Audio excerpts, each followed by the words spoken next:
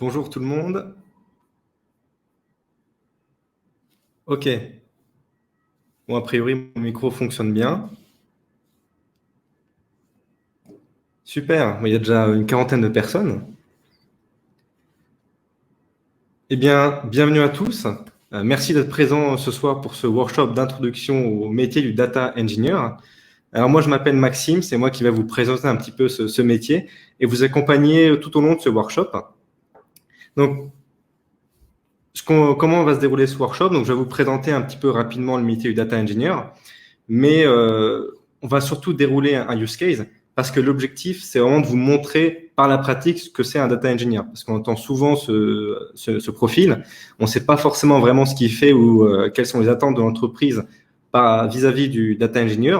Donc, on va dérouler un use case et à la fin, on prendra une 20-30 de minutes pour répondre à toutes vos questions, que ce soit sur le métier data engineer, sur ce qu'il fait au quotidien ou sur le cas d'usage qu'on va dérouler. Donc, moi, je suis Maxime, comme je l'ai dit. Je suis l'associé et fondateur de Blent, qui est une startup qui fait de la formation dans les métiers pour les data scientists, les data engineers ou les ML engineers. Et donc, c'est une problématique que rencontrent beaucoup d'entreprises. Et c'est pour ça que ce workshop data engineer, le but, c'est un peu de démystifier concrètement ce qu'est un data engineer, quelles sont ses compétences clés, et surtout, par le use case, vous allez voir qu'en fait, c'est pas forcément quelque chose qui est aussi éloigné de ce que peuvent faire certains développeurs ou même des fois certains data scientists. Donc, encore une fois, n'hésitez pas à poser vos questions tout au long du workshop si vous avez quelque chose que vous n'avez pas compris, si vous avez des interrogations ou si vous voulez avoir plus d'explications sur un sujet. Surtout, n'hésitez pas.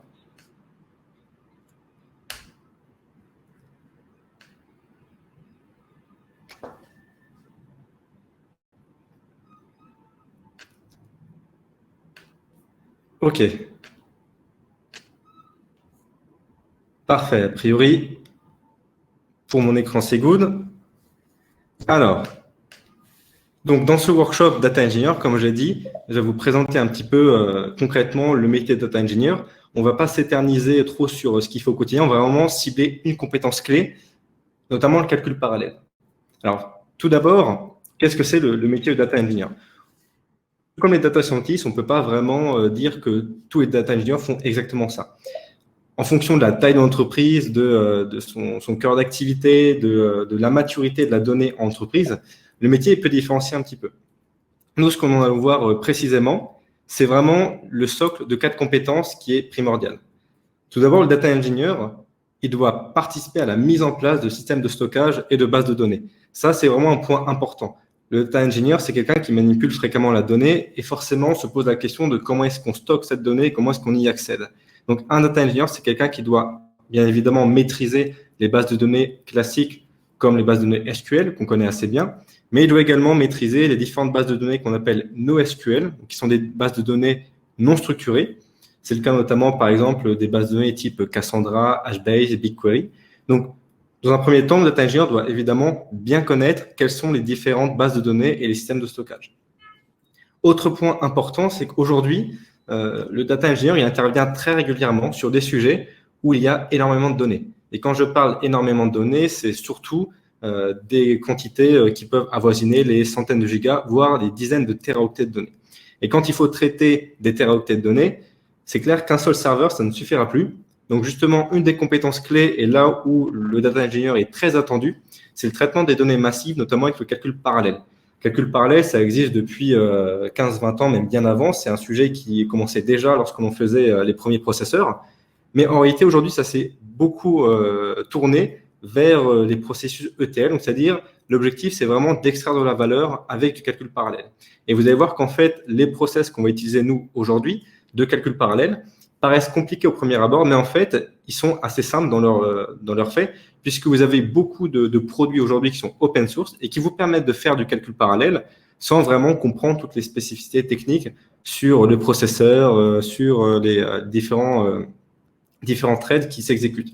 Donc aujourd'hui, l'avantage, c'est qu'on peut faire du calcul parallèle sans vraiment avoir besoin de passer beaucoup trop de temps à vraiment comprendre la théorie qui s'y cache. Une autre compétence qui est dans une moindre mesure tout de même demandée, c'est la manipulation de données en temps réel, ce qu'on appelle le data streaming. Par exemple, ce qui est caractérisé par le big data, ce n'est pas uniquement la volumétrie de données, ce n'est pas uniquement parce qu'il y a des dizaines ou des centaines de gigas, c'est aussi la vélocité des données. Traiter des données qui arrivent, par exemple, traiter 10 gigas à la minute, ce n'est pas pareil que traiter 10 gigas chaque heure ou chaque jour. Et justement, cette manipulation de données en temps réel, c'est une vraie compétence qui est demandée par les entreprises. Et Data Engineer, il a à sa disposition plein d'outils, encore une fois open source, qui lui permettent de manipuler des données et surtout de les traiter en temps réel. Et ça, c'est une vraie compétence. Vous avez beaucoup d'entreprises, par exemple Airbnb, Uber, Facebook, Apple, qui traitent une énorme quantité de données en des temps très courts. Et c'est là où le data streaming, il va vraiment aider le data engineer parce que ça va lui permettre de mettre en place des process, des manipulations de données directement lorsqu'elle arrive. C'est-à-dire, il n'a pas besoin d'attendre toutes les minutes, toutes les heures pour faire son traitement. Et ça, cette capacité de pouvoir, ce qu'on appelle consommer la donnée à la seconde, c'est quelque chose qui est très important, notamment dans des domaines un peu critiques. La finance, pensez par exemple aussi aux applications VTC, il faut avoir cette information à la seconde près. Et enfin, souvent, le métier de data engineer, il n'est pas isolé en entreprise, il travaille avec des équipes data qui possèdent également des data scientists. Et les data scientists, leur quotidien, c'est de mettre en place et d'optimiser des modèles de machine learning. Et donc, le data engineer, il va aussi assister les data scientists pour déployer les modèles de machine learning et les mettre en production. Puisque tout l'intérêt de faire des modèles de machine learning, c'est que derrière, ces derniers ils vont être utilisés soit par des clients, soit par des utilisateurs. Et donc, il faut déployer sur un serveur, souvent dans le cloud ou dans un data center, le modèle de machine learning. Et là aussi, le data engineer, il a ses compétences pour le faire. Donc, vous voyez qu'en fait, le métier de data engineer, c'est vraiment plusieurs compétences qui interviennent. Dans certaines entreprises, on va plutôt s'attendre à avoir une grosse partie sur le calcul parallèle. Dans d'autres entreprises, ce sera plutôt sur le déploiement de modèles. Donc, ces 4 compétences, il ne faut pas les maîtriser à 100%, puisque ça va dépendre des entreprises. Certaines entreprises demanderont plus que d'autres. Mais c'est ce qu'on retrouve habituellement chez tous les data engineers, c'est un socle de ces 4 compétences. Mais alors du coup, pour faire un petit parallèle avec les data scientists, parce que c'est vraiment un métier à part et des équipes à part. Pour un rappel, dans un projet data science, on a un cycle de vie assez particulier qui se diffère des projets informatiques, où on a des sortes de phases qui interviennent. Dans un projet data science, on a toujours une phase où on collecte la donnée, où on la traite, une phase de modélisation et d'optimisation, où l'on va construire et calibrer un algorithme de machine learning, et ensuite une phase de déploiement et de restitution, où là on va mettre en production le modèle sur un serveur et afficher soit par un dashboard, soit par une API, les résultats. Donc tout ça, c'est plein de compétences, et pas que en data, c'est aussi des compétences en développement, en infrastructure. Et là, on peut vraiment faire une séparation concrètement au sein du projet entre le data engineer et le data scientist. Puisque avant même que le data scientist va traiter les données qu'il a reçues et effectuer sa modélisation, eh bien, il doit tout d'abord récupérer cette donnée. Et dans des cas, en entreprise, par exemple, on a plusieurs sources de données, c'est là où le data engineer il va être très important, puisqu'il va aider, il va consolider la donnée pour permettre au data scientist de faire ses modèles. Donc, dans les cycles de vie data, le data engineer, il intervient avant la phase de modélisation, mais également après, puisque non seulement il va aider le data scientist à collecter les données, mais derrière, il va également l'accompagner lorsqu'il faudra déployer et restituer les résultats. Donc, c'est vraiment des métiers qui vont de pair. On ne peut pas directement séparer le data engineer du data scientist. Donc, dans les équipes data, souvent, on retrouve plusieurs compétences, des data analysts, des data engineers, des data scientists, voire même des ML engineers dans certains cas. Donc ça, c'est vraiment pour la phase un peu générale sur ce que fait au quotidien le data engineer. Mais alors du coup, il y a un sujet assez important qu'on a évoqué juste avant, c'est le sujet du calcul parallèle. Ça, c'est vraiment une compétence qui est très demandée. Vous avez sûrement peut-être vu quelque part les librairies et les frameworks comme Hadoop, Spark, MapReduce, tout ça. Et donc, ce qu'il faut essayer de comprendre, c'est pourquoi est-ce qu'on a besoin d'avoir toutes ces informations. Eh bien justement, on se pose une question, mais pourquoi est-ce qu'on a besoin de faire du calcul parallèle? Ça peut paraître un peu une question toute bête, mais concrètement, comment est venu le besoin et aujourd'hui, pourquoi on le fait? Alors, il faut savoir que les data scientists, jusqu'à maintenant, effectuaient leur manipulation en mémoire. C'est-à-dire que lorsque vous chargez un jeu de données sur vos applications de business intelligence ou si jamais vous le chargez avec R ou Python, en fait, les jeux de données sont chargés dans la mémoire vive. Donc, forcément, vous allez être limité par la quantité de mémoire vive, qu'on appelle également la RAM, qui est disponible sur l'ordinateur. Donc, si jamais j'ai que 16 gigas de mémoire vive, par exemple, ça va être très compliqué de charger un jeu de données qui pèse 50 gigas. Et la petite spécificité qui est un peu particulière, c'est que, imaginons, on a un PC, et sur ce PC, on a 8 gigas de mémoire vive. Et qu'on a automatiquement 1 gigaoctet qui sont déjà consommés. C'est le cas, par exemple, du système d'exploitation ou des applications qui tournent en arrière-plan. Eh bien, si jamais je souhaite charger, admettons, un fichier qui pèse 1 giga, eh bien, la première chose assez particulière, c'est qu'en réalité, un fichier qui pèse 1 giga sur le disque dur coûtera, en termes d'espace, 3 à 4 gigas sur la mémoire vive. Et là, on peut s'étonner, mais pourquoi est-ce que ça prend 3 à 4 fois plus de place? Eh bien, tout simplement parce qu'une variable mémoire dans la mémoire vive, ça coûte beaucoup plus qu'une écriture physique sur un disque dur. Parce qu'on a des pointeurs, parce qu'on a ce qu'on appelle des garbage collectors. Et il y a plein de notions qui viennent autour de ce chargement de fichiers qui font que, concrètement, un fichier qui pèse 1 giga, en fait, demandera 3 à 4 fois plus. Quand en plus on est sur des applications comme par exemple Excel qui font des interfaces visuelles, là on peut facilement augmenter à 8 gigas, voire 10 gigas pour un fichier qui pèse 1 seul giga. Donc en fait, là aussi, on n'a pas une limite absolue. Le moindre fichier de 1 giga qu'on va charger en mémoire, si certains d'entre vous l'ont déjà fait, bah, ça peut être déjà une prise de tête. Parce que même avec 8 gigas de mémoire sur le PC, un fichier de 1 giga, ça va commencer à poser problème. Et imaginons que maintenant, on souhaite faire une manipulation mémoire sans écraser le jeu de données. Donc, par exemple, on souhaite faire une copie dans la mémoire parce qu'on veut faire un test et qu'on n'est pas très sûr. Et ben là, automatiquement, on va potentiellement consommer 4 gigas supplémentaires. Et là, on arrive à une saturation de la mémoire, une limite, et on ne peut plus rien faire. Donc, non seulement là, la mémoire est saturée, mais en plus, le système d'exploitation qui tourne derrière, il ne pourra pas suivre. Parce que là, déjà, la mémoire sera saturée. Donc là, la souris va commencer à laguer. Les fenêtres vont commencer à avoir du mal à répondre. Bref, on va quasiment faire planter l'ordinateur. Donc, la première solution qui est un petit peu naïve, ce serait d'augmenter la quantité de mémoire vive disponible. Plutôt que d'avoir 8 gigas, on passe à 16, voire 32. Sauf que ça marche bien dans une moindre mesure, mais dès qu'on va atteindre des fichiers assez volumineux, juste par exemple 10 gigas, même un fichier de 10 gigas sur 32 gigas, il va avoir du mal, le PC. Donc, face à cette situation, on s'est dit, il faut trouver un système, il faut trouver une méthode où on est capable d'exploiter la puissance de plusieurs ordinateurs et pas d'un seul. Et c'est là qu'est né vraiment le calcul parallèle. C'est avec la création de ce qu'on appelle des clusters. Un cluster, c'est simplement des serveurs qui sont mis en parallèle. Alors, quand on dit en parallèle, ça veut dire qu'ils ne communiquent pas directement entre eux. Ils sont mis dans un même groupe. Et l'avantage de faire ça, c'est qu'on va profiter de toute la quantité totale de mémoire vive qui est disponible. Donc, si jamais j'ai besoin de beaucoup de mémoire vive, plutôt que d'avoir un serveur avec énormément de ressources, ce qui serait compliqué à mettre en place et qui me coûte très cher, eh bien, je vais prendre une dizaine de serveurs, mais avec beaucoup moins de mémoire vive. Et donc, plutôt que d'avoir, par exemple, un serveur à 32 gigas, je peux avoir 4 petits serveurs à 8 gigas. Ça sera beaucoup plus facile à mettre en place et ça me coûtera moins cher à l'unité, puisque très souvent, plus on demande des caractéristiques et des ressources élevées pour un serveur, plus il va coûter cher à l'unité. Donc ça, c'est très important d'être capable de mettre en place ce genre de cluster. Et donc, ce que nous allons faire, par exemple, avec le cluster, c'est qu'on a un fichier CSV qui pèse 10 gigas. Eh bien, en profitant d'un cluster avec, par exemple, 4 serveurs en parallèle, ce qui va donner une consommation totale de 32 gigas, eh bien, je pourrais à la fin faire un traitement qui peut être assez conséquent, par exemple un filtrage, un groupement de données, et ça va me produire en résultat une table de 1 giga. Donc là, l'avantage du cluster, c'est que la quantité de mémoire vive n'est en fait plus une problématique, puisque si j'ai besoin de plus de mémoire vive, eh bien, je rajoute plus de serveurs, ce qu'on appelle des nœuds de calcul. Si j'ai un fichier qui pèse non pas 10, mais 20 gigas, eh bien, je rajoute 2 serveurs, 3 serveurs en plus. Et en fait, je peux être ce qu'on appelle à l'échelle horizontalement, c'est-à-dire que je peux mettre véritablement des dizaines de serveurs en parallèle.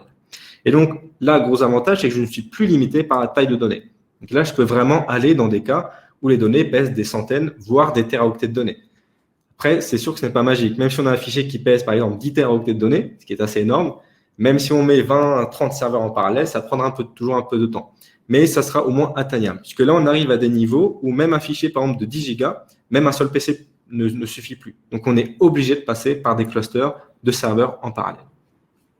Et donc, comment est-ce qu'on peut faire ces traitements en parallèle?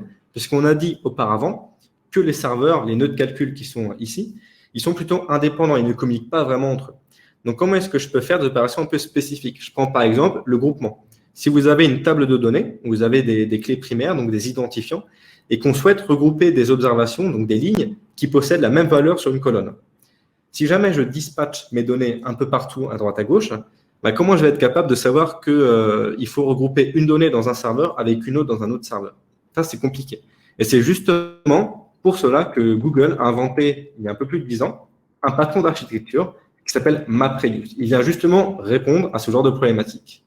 Donc, MapReduce, ce n'est pas un algorithme, c'est un patron d'architecture. Ça veut dire que c'est une façon de coder des algorithmes. Elle est assez particulière, mais elle est très puissante. Et on va voir pourquoi. C'est une architecture qui est distribuée en deux parties. La première, qu'on appelle la partie map, qui va projeter les éléments d'une liste vers une nouvelle liste par l'intermédiaire d'une fonction qu'on va définir. Donc le map, comme son l'indique, ça va projeter, donc on applique une fonction f à chacun des éléments d'une liste. Et ensuite, toute map vient automatiquement avec une partie qu'on appelle reduce, donc réduire, qui va justement agréger les éléments d'une liste, donc une liste dont on aura fait un map au préalable, en se référant à des clés qui auront déjà été créées. Ça paraît obscur, on va voir un petit peu ce graphique. Imaginons, on a une liste avec 4 valeurs, V1, V2, V3, V4. Eh bien, moi, lorsque je vais faire un map, je vais dire, eh bien, par exemple, je vais imaginer que la valeur 1 et la valeur 4 doivent partager la même clé, que je vais appeler K1. Et je veux que la valeur 2 et la valeur 3 partagent la même clé. Du coup, en faisant le map, je vais coder une fonction qui va m'associer pour chaque valeur une bonne clé. Donc là, par exemple, j'ai des couples. Un couple clé-valeur, où les clés sont le premier élément du couple, et la valeur, c'est le deuxième élément du couple. Et donc, c'est quoi l'intérêt d'avoir mis ce système de clé-valeur? Eh bien, quand je vais faire une partie reduce derrière, eh bien, MapReduce, il va savoir que V1 et V4, ils ont la même clé. Donc, il va comprendre que ces deux valeurs doivent être regroupées ensemble. Et donc, lorsque je vais faire mon reduce, il va trouver automatiquement que V1 et V4, en fait, ils appartiennent à la même clé K1, ils ont la même clé, et que V2, V3, ils partagent la même clé K2. Et l'intérêt de ce système, c'est que si jamais j'ai V1, V2 sur un ordinateur, un serveur, et V3, V4 sur un autre, eh bien, avec le reduce, je vais quand même rapatrier correctement sans problème, puisque je serai capable de dire sur ce premier serveur V1 à la clé K1, et sur ce deuxième serveur, V4 à la clé K1. Et donc, je serai capable de faire le reduce correctement. Donc, c'est avec justement cette typologie que je peux faire des calculs parallèles sur des serveurs qui sont potentiellement indépendants entre eux, mais que je suis quand même capable de faire des opérations où potentiellement il y a une dépendance entre les données, comme des group by ou des filtrages. Ça, c'est un peu la partie un peu théorique. Mais pour donner un peu plus de sens, et vous allez voir que le concept de clé, il a tout un intérêt ici, c'est un exemple qui est assez connu, c'est celui du comptage de mots. Alors, en pratique, c'est vraiment un exemple pour bien comprendre MapReduce. Et dans certains cas, je prends par exemple Wikipédia où il y a des milliards de mots. Là, ça peut être intéressant. Donc, on va prendre un exemple où l'objectif, c'est de dénombrer le nombre d'occurrences d'un mot dans un corpus. Par exemple, j'ai un texte avec 100 000 mots. Eh bien, j'aimerais savoir quels sont les mots les plus fréquents, quels sont les mots qui apparaissent le plus souvent. Eh bien, là, je peux tout à fait mettre en place un algorithme MapReduce pour le faire. Donc là, je vais commencer à faire ce qu'on appelle un mapper, parce que j'ai un fichier de texte où chaque mot, par exemple, est séparé par des virgules. Donc, je vais faire ici ce qu'on appelle un input splitter. Ça, c'est fait automatiquement par MapReduce. C'est-à-dire que MapReduce, automatiquement, lorsque je vais lui donner un fichier à texte, il va automatiquement découper soit par les virgules, soit en séparant par les virgules, soit en séparant par les retours à la ligne. Bref, il va automatiquement découper, ce qu'on appelle le splitter. Avec ça, je vais donc avoir une liste où chaque élément, c'est un mot. Donc, je retrouve bien chaque élément à la liste correspondante. Ensuite, je vais appliquer le mapper. Et là, du coup, la question à se poser, c'est quel est le bon map que je vais appliquer? Qu'est-ce que je vais mettre comme clé? Qu'est-ce que je vais mettre comme valeur? Et bien, c'est là où c'est, je dirais, la principale difficulté du MapReduce. C'est pour savoir comment est-ce que je vais faire un map, je dois me rappeler qu'est-ce que je vais obtenir à la fin. Si jamais je veux dénombrer le nombre d'occurrences, j'aimerais avoir une sorte de liste où j'ai d'un côté les mots et de l'autre côté le nombre d'occurrences. Donc, si je dois avoir un nombre d'occurrences quelque part, potentiellement, il faut que les mots, ce soient les clés. Pourquoi? Parce que je vais être capable de dire pour la clé tel mot, alors il y a telle valeur. Autrement dit, telle occurrence, tel nombre d'occurrences. Et en fait, ce que je vais appliquer ici, c'est que je vais considérer que les mots de ma liste ici, ce sont les clés. Donc, je vais mettre un couple avec mon mapper où chaque clé, ce sera le mot de ma liste précédente. Et je mets la valeur de 1. Alors, pourquoi je mets la valeur de 1? Simplement parce qu'on veut dénombrer le nombre de mots. Et là, en faisant le mapper, je vais parcourir une fois de haut en bas ma liste qui contient tous mes mots. Donc en fait, en parcourant une fois de haut en bas, c'est comme si j'avais dénombré chaque mot qui apparaît une fois.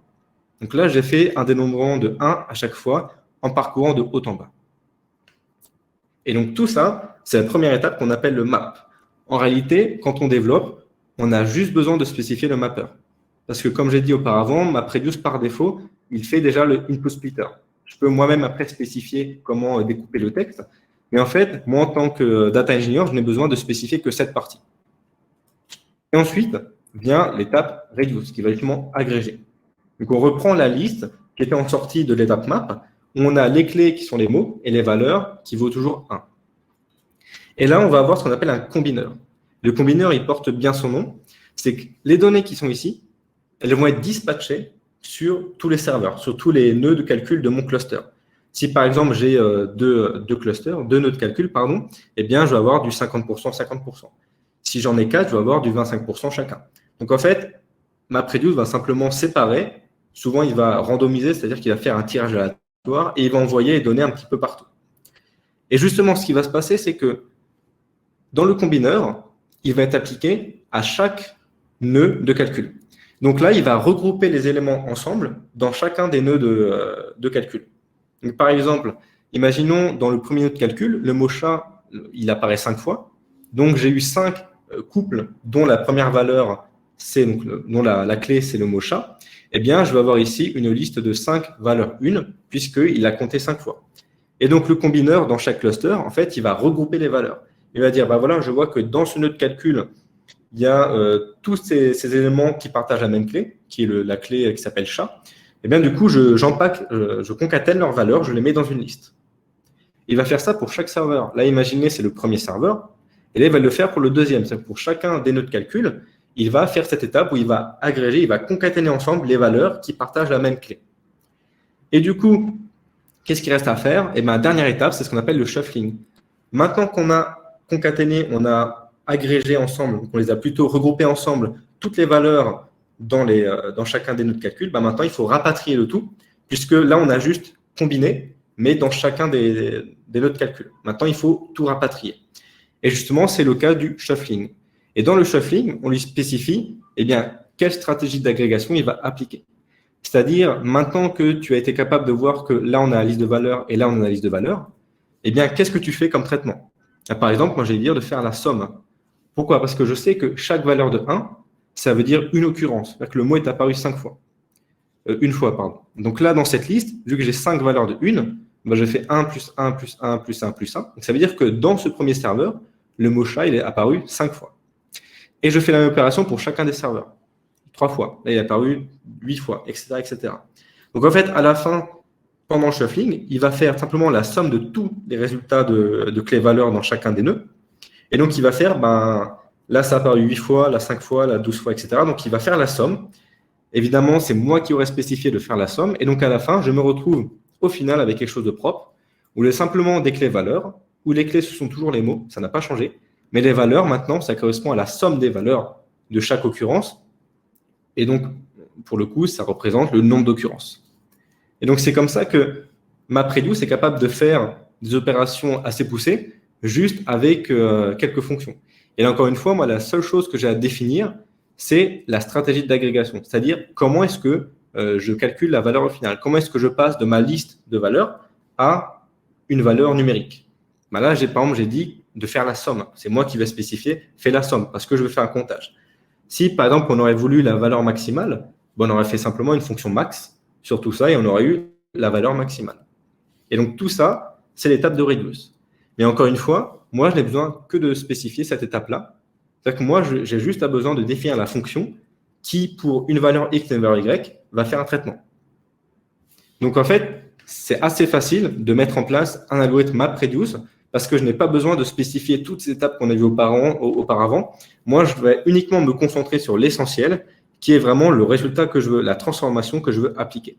Et c'est ça qui est vraiment important, c'est qu'on ne perd pas de temps avec toutes les histoires de comment est-ce que les données elles sont correctement envoyées, comment est-ce que je regroupe ensemble. Toutes ces problématiques, c'est MapReduce qui le gère.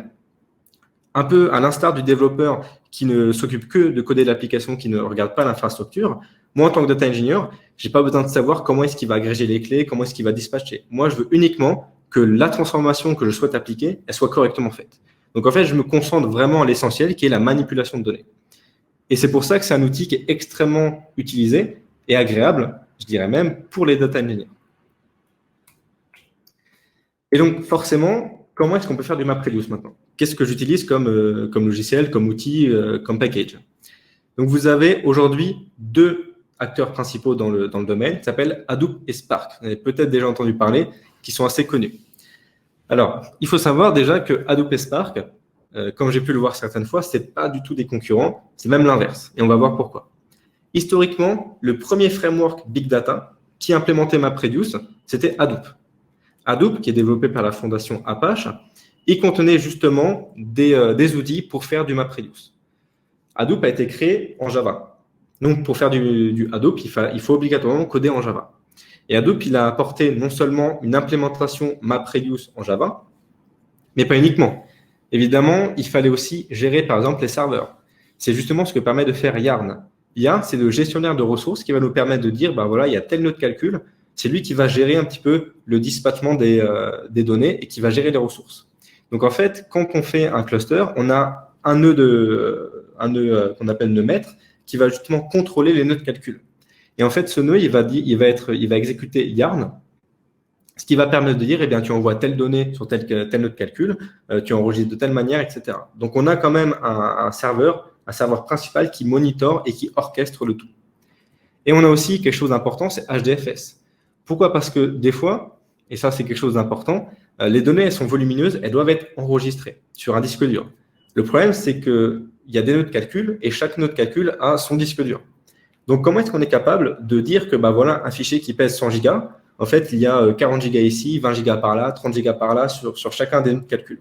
Et bien justement, là aussi, c'est HDFS qui permet de faire ça. HDFS, c'est un système de fichiers distribué qui va justement permettre de gérer les différents blocs de données qui sont enregistrés dans différents serveurs. Donc là aussi, Hadoop, c'est un petit peu une palette de plein de composantes qui permettent de faire du MapReduce. Puisque MapReduce tout seul, sans Yarn ou HDFS, ça ne pourrait pas bien fonctionner. On a obligatoirement besoin d'avoir un gestionnaire de ressources et de systèmes de fichiers distribués pour que ça fonctionne. Donc ça, c'était Hadoop, un des premiers frameworks Big Data. Et ensuite est venu Spark. Et en fait, c'est ça qu'il faut bien comprendre, c'est que Spark, il se repose sur Hadoop. Donc Spark n'est pas une solution concurrente, c'est simplement, je dirais pas une amélioration, mais certaines nouveautés qui viennent rendre l'utilisation du calcul parallèle plus facile. Pourquoi plus facile? Déjà parce que il faut savoir que Hadoop, comme j'ai dit auparavant, c'est que du Java. Les data scientists, ils fonctionnent beaucoup avec du R ou du Python. Et il se trouve que de plus en plus de data scientists ont besoin de faire du calcul parallèle avec les data engineers. Et donc justement, Spark, il vient avec ce qu'on appelle des wrappers, c'est-à-dire des interfaces pour plusieurs langages de programmation. Donc la première nouveauté, c'est qu'avec Spark, je peux faire du Java, mais je peux faire également du Scala, du R ou du Python. Et là déjà, on va forcément avoir beaucoup plus de monde qui peut utiliser Spark que dans le cas de Hadoop. Mais ça, ce n'est pas évidemment la seule amélioration. Les grosses améliorations importantes, elles sont vraiment sur les 4 modules qu'on peut voir ici. Ce n'est pas les seuls, mais c'est, à mon humble avis, les plus intéressants. La première, la plus importante pour moi, c'est SQL. Pourquoi? En fait, MapReduce, on l'a vu, c'est un patron d'architecture qui est différent. Ce n'est pas de SQL, c'est que des maps et des reduce. Sauf que quand on manipule des données, ceux qui ont déjà fait du SQL, ils doivent bien se rendre compte qu'on doit souvent faire des opérations assez classiques comme en SQL, comme par exemple des group by, des jointures, ce genre de choses. Et le problème, c'est que sous Hadoop, il faut tout recoder à la main. Si on veut faire un group by, si on veut faire une jointure, dès qu'on doit faire une opération un peu classique en SQL, il faut le recoder en MapReduce. Donc en fait, ce n'est pas forcément très pratique de devoir passer une demi-heure à faire quelque chose qui peut se faire en 2 minutes sous SQL. Eh bien justement, la fondation Apache qui a créé Spark a bien compris ce message et donc ils ont créé un bloc qui s'appelle SQL qui en fait permet d'exécuter des fonctions comme dans SQL, mais avec du MapReduce. Ça veut dire que je vais pouvoir appeler la fonction group by dans Spark qui se base sur du MapReduce, mais pour moi, ça va être transparent parce que je fais simplement un group by. Donc là, je vais gagner un temps énorme parce que je n'aurai plus besoin de recoder le group by, de jointure, tout est déjà présent. Quasi 99% des fonctions SQL qu'on connaît Donc, tout ce qui est opération, gestion du temps, gestion des dates, des valeurs manquantes, tout ça, c'est déjà présent dans le module SQL de Spark. Donc là, c'est déjà un premier argument pour se lancer dans Spark. L'autre point important, c'est streaming. C'est que maintenant, Spark, il dispose également d'un bloc qui permet de gérer des données en temps réel. Donc ça, c'est un module un peu plus spécifique, mais c'est une première, parce que contrairement à Hadoop qui n'était pas capable de le faire, maintenant avec Spark, je peux gérer des données qui arrivent en temps réel. Et selon moi aussi, l'autre gros avantage de Spark, c'est MLlib. MLlib, ça porte bien son nom, Machine Learning. En fait, beaucoup d'algorithmes de Machine Learning, supervisés ou non supervisés, peuvent être parallélisés. Et là, encore une fois, avec Hadoop, il fallait recoder les algorithmes, ce qui n'était pas pratique. Donc là, MLlib de Spark, ça offre plein de modèles de Machine Learning, des cas moyennes, des arbres de décision, des régressions, bref, plein de modèles prêts à l'emploi que je peux utiliser comme scikit-learn. C'est-à-dire que je peux l'utiliser avec quasiment autant de facilité que je le faisais nativement en Python en R. Sauf que maintenant, c'est parallélisé. Donc, si je dois entraîner un modèle avec 5 gigas de données, avec R ou Python sur un PC, ça va être compliqué. Avec Spark, ça va être très facile. Parce que du coup, je vais pouvoir profiter du calcul parallèle et de la présence de plusieurs nœuds de calcul. Et enfin, un dernier point qui est un peu plus spécifique, c'est Graphics. Là, c'est plutôt pour ceux qui font des calculs sur les graphes. Donc là, c'est plutôt des cas un peu spécifiques sur les problèmes d'optimisation. Mais encore une fois, tous ces modules qu'intègre Spark, c'est très intéressant et ça facilite beaucoup plus la vie du data engineer, parce qu'il doit tous les jours travailler avec la donnée. Donc, pour résumer, Spark, ce n'est pas, comme on l'a vu, un concurrent de Hadoop. Il vient simplement rajouter de nouvelles choses qui sont très intéressantes. Donc, il vaut mieux, à mon avis, se lancer dans Spark pour ensuite regarder comment fonctionne Hadoop, puisque l'avantage de Spark, c'est qu'il est le coût d'entrée un peu plus faible. Donc, c'est moins difficile de se lancer dans Spark que dans Hadoop directement. Où là, il faut faire du Java. Donc, déjà, il faut maîtriser un peu le langage. Et en plus, Hadoop, c'est quelque chose de beaucoup plus proche au niveau de l'infrastructure que Spark, qui se concentre quand même essentiellement sur le côté applicatif, c'est-à-dire le côté où vraiment on gère la donnée. Donc, maintenant, comment est-ce qu'on l'utilise? Donc, le mieux, c'est de faire un use case, c'est de présenter un cas d'usage assez intéressant. Et là, pour le coup, il y en a un qui peut être assez utile avec le calcul parallèle, c'est le Vlib Métropole. Si vous habitez à Paris, je pense que vous connaissez forcément le Vlib, mais vous l'avez également dans d'autres villes. C'est le système de vélos publics qui sont mis à Paris. Donc, en quelques chiffres, le Vlib, c'est 1400 stations, c'est 80 000 trajets par jour, c'est 175 000 abonnés. Ça fait beaucoup de données, juste par jour. Donc, maintenant, il y a une question qui se pose, et je pense que ceux qui prennent le Vlib l'ont déjà peut-être senti, c'est comment est-ce qu'on peut optimiser la distribution des vélos dans chaque station? Parce que, évidemment, chaque station est disposée à un endroit particulier dans Paris. Il y a certains endroits qui sont plus résidentiels et d'autres qui sont plus pour les entreprises. Donc forcément, on se doute bien que les stations résidentielles, elles seront très vite vidées le matin et très vite remplies le soir. À l'inverse, en entreprise, le matin, il va y avoir beaucoup de vélos, mais du coup, dès qu'on arrive vers 17-18 heures, forcément, les gens repartent, donc il y aura beaucoup moins de vélos. Et donc, une question que s'est forcément posée la région, c'est comment est-ce qu'on peut optimiser la distribution de vélos dans chaque station? Et en l'occurrence, comment est-ce que je peux prédire combien de vélos il y aura dans quelle station? Donc là, on pourrait demander aux data scientists que dès qu'il faut construire des algorithmes prédictifs, et data scientists, c'est un petit peu eux qu'on va voir en premier. Sauf que là, vous avez 80 000 trajets par jour, ça représente en moyenne 1 giga par semaine. Si vous faites le calcul sur l'année, ça fait un petit peu beaucoup. Ça fait plus d'une cinquantaine de gigas. Donc là, le data scientist, vous lui donnez des données comme ça, il va un petit peu avoir du mal. Donc justement, notre objectif, nous, ça va être de transformer et d'agréger ces données pour que le data scientist il puisse plus facilement utiliser ces données. Et donc nous, ce qu'on a à disposition, c'est les données de chaque station à chaque seconde. Ça veut dire que dans Paris, sur les 1400 stations, on a la connaissance de combien il y a de vélos, combien il y a de places disponibles dans chaque station et à la seconde. Donc, chaque seconde, vous avez 1400 lignes. Vous pouvez faire le calcul à la fin de la journée, ça fait beaucoup. Donc, nous, justement, notre rôle en tant que data engineer, ça va être d'agréger ces données, de plutôt que d'avoir des données à la seconde, ce qui n'est pas forcément réaliste, parce que en quelques secondes, on n'a pas le temps de faire transiter d'un vélo à un autre endroit. Il faut savoir que en moyenne, lorsque les opérateurs ils viennent pour emmener des vélos d'une station à une autre, il faut 1 heure. Le temps de charger les vélos, le temps de se déplacer. Donc, ça ne sert à rien d'être précis à la seconde si, au mieux, dans la réalité, on ne peut être précis qu'à l'heure. Donc, nous, justement, c'est notre rôle, c'est d'agréger ces données qui sont, je dirais pas trop précises, mais qui seront à un niveau de granularité trop élevé pour justement les agréger par heure. Et là, par contre, par heure, c'est plus facilement faisable, puisqu'on sera capable de calculer des taux de remplissage par heure. Par exemple, on pourra dire, cette station, à minuit, elle est remplie à 100%, à midi, elle descend à 15%, et après, elle remonte. Et là, derrière le data engineer, il pourra étudier ces séries temporelles sans problème. Et ça va justement être notre rôle en tant que data engineer.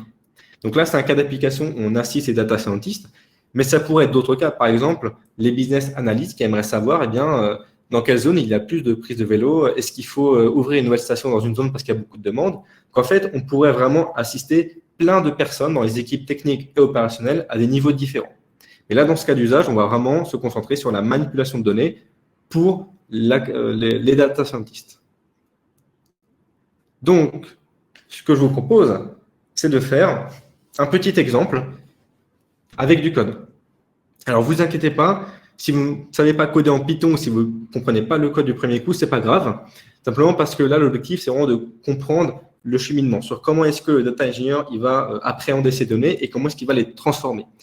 Cette URL, donc ce qu'on appelle ce notebook, vous pouvez y avoir accès après le webinaire. Donc, vous pouvez y avoir accès à tout moment et vous pouvez le réexécuter chez vous à tête reposée. Là, l'objectif, c'est vraiment de comprendre concrètement comment est-ce qu'on peut mettre en place justement du MapReduce avec du Python. Et vous allez voir qu'en fait, le plus compliqué, ce n'est pas le code, c'est vraiment comment est-ce qu'on imagine le MapReduce.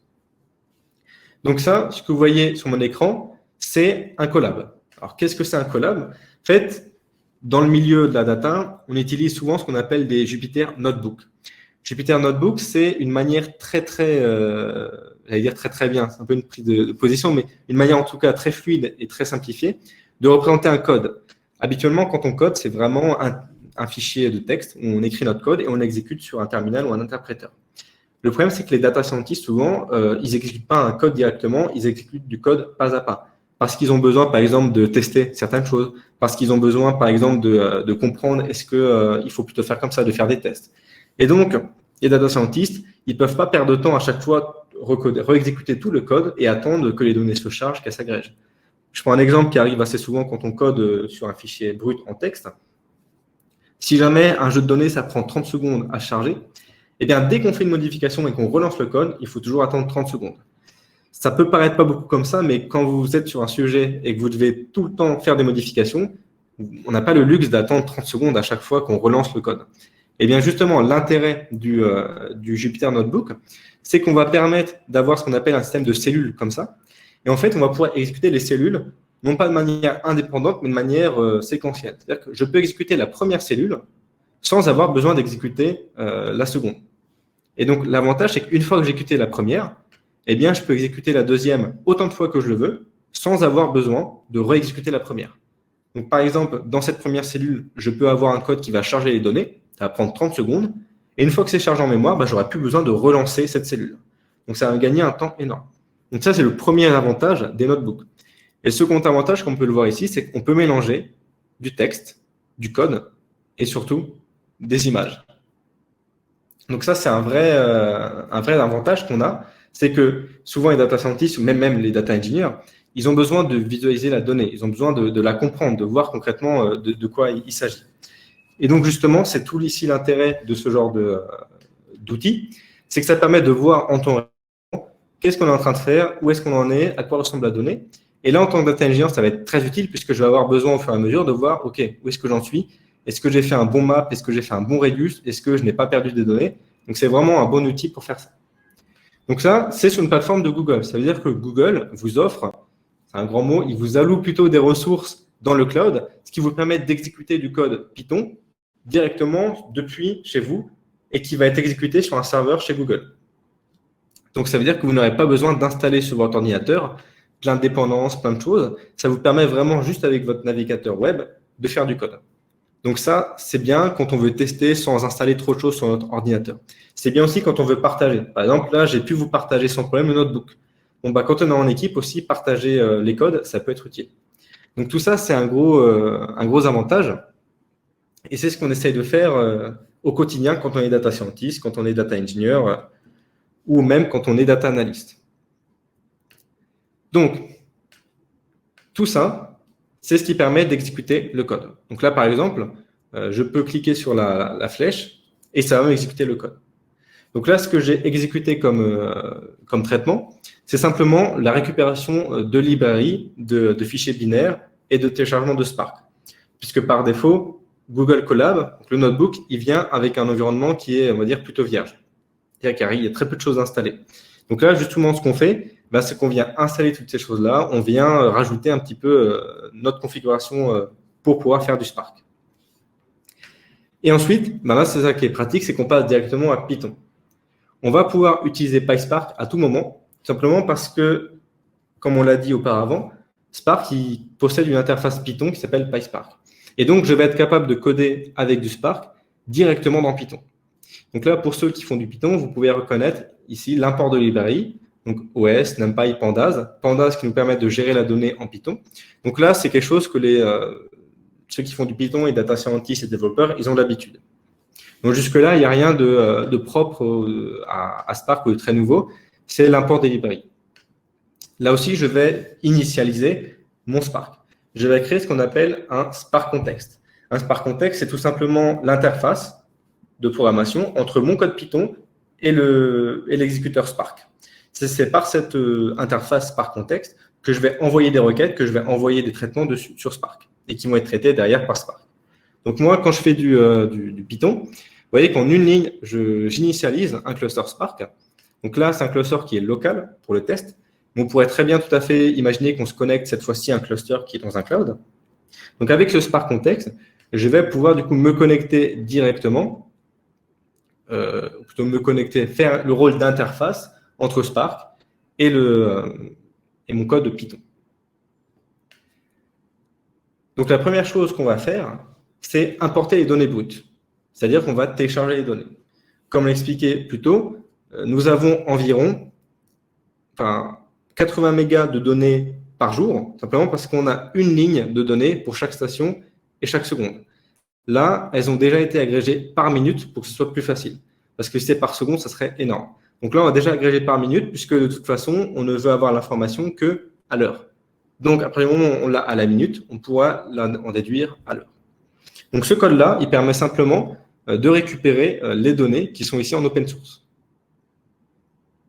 Et ensuite, je fais un petit traitement pour le faire dans Pandas. Donc là, je récupère simplement une semaine parce que je ne vais pas directement coder sur l'ensemble de mon jeu de données parce que là, pour le coup, ce serait un fichier qui pèserait des dizaines de gigaoctets. Et encore une fois, quand on teste quelque chose, quand on teste la manipulation de données, on ne le fait pas d'un coup sur 100 gigas de données, parce qu'on va prendre beaucoup. On le fait sur une petite portion, quelques dizaines de mégas, voire quelques centaines de mégas. On regarde si ça fonctionne bien. Et si ça fonctionne bien sur 100 mégas, il n'y a pas de raison que sur 100 gigas, ça ne fonctionne pas bien. Donc là, on prend un test d'une semaine, ce qui nous permettra après, du coup, de généraliser à toute l'année. Donc là, c'est simplement un code qui permet de gérer du SQLite 3, puisque la base de données ici, elle est au format SQLite. C'est un format SQL léger. Donc moi, je convertis simplement avec ces lignes-là, je le convertis en fait en fichier CSV, ce qui me permet après d'avoir un fichier CSV qui pèse 400 mégas. 400 mégas, c'est encore jouable sur un PC. Donc là, après, je pourrais le charger en mémoire. Et donc, voilà à quoi ressemble mon jeu de données. Donc en fait, j'ai plein d'informations à la ligne. J'ai un identifiant, j'ai un code, j'ai un ID conso. Donc tout ça, c'est des informations intéressantes. Moi, ce qui m'intéresse surtout, c'est cette partie code, puisqu'en fait, la partie code, c'est justement l'identifiant de la station. Moi, je n'ai pas un référentiel, mais vous pouvez trouver sur Internet, par exemple, la station 6015, elle doit être située quelque part dans Paris. Donc, c'est le code qui est attribué à chaque station, ce qui permet de relier une station avec une ligne ici. On a l'état, si elle est fermée ou non, si elle est opérationnelle ou elle est fermée. Et ensuite, on a toutes les informations sur le nombre de vélos. Combien il y a de vélos au total, combien on a de vélos électriques, combien il y a de places disponibles. Donc, je sais par exemple qu'au total, il y a 56 places, que j'ai 46 vélos classiques en vert, j'ai 4 vélos électriques, donc au total, il me reste 6 places. Donc là, après, c'est très facile, le taux de remplissage, j'ai simplement à faire le calcul. Combien il y a de places disponibles, moins combien il reste de places disponibles, divisé par le nombre de places disponibles. Donc là, je sais par exemple que ça doit être aux alentours de, je pense, 90%. Donc ça, après, c'est ce qui me permet de calculer du coup le taux de remplissage. Et donc, moi, je vais devoir savoir, étant donné que ça, j'ai l'information à la minute, c'est la colonne date qui est affichée ici. Là, l'état de cette station, c'était le 10 mars 2019 à minuit 34 et 2 secondes. Donc, à minuit 34, voilà, pour information, cette station, il y avait 50 vélos. Bon, nous, maintenant, ce qui nous intéresse, c'est comment est-ce qu'on va être capable de regrouper toutes ces stations, par exemple, toutes les valeurs pour la station 6015, mais en agrégeant cette fois-ci par heure. C'est ce que je vais essayer de faire avec Spark. Donc, je commence par importer Spark. Et justement, le module dont j'expliquais tout à l'heure, SQL, c'est là, PySpark.SQL. Et il y a un module qui s'appelle Functions. Et en fait, dans ce module, vous avez toutes les fonctions SQL. Donc, par exemple, si derrière, je fais function.groupBy, et bien en fait, je vais accéder au groupe by de SQL. Si je fais .join, je vais accéder aux jointures de SQL. Donc, en fait, ici, dans Function, j'ai toutes les fonctions SQL que je connais. Donc là, pour ceux qui ont l'habitude, ce n'est pas des paysans, on a l'habitude de faire ça. Donc, je charge mon fichier CSV directement en mémoire en faisant sql.read.csv. Et après, j'utilise la fonction take, qui veut dire simplement, eh bien, je prends n lignes. En l'occurrence, j'en prends 10. Et donc là, ce que je remarque, c'est que j'ai bien la même ligne qui apparaît. Donc là, j'ai bien la même ligne qu'ici. La station 6015 est bien ici, avec les nombres de vélos, le nombre de places disponibles, etc. et la date qui est tout à la fin. Voilà. Donc en fait, je retrouve bien mon jeu de données ici. La grosse différence, c'est que là, c'était un data frame sous Pandas, sous Python. Là, c'est un data frame Spark.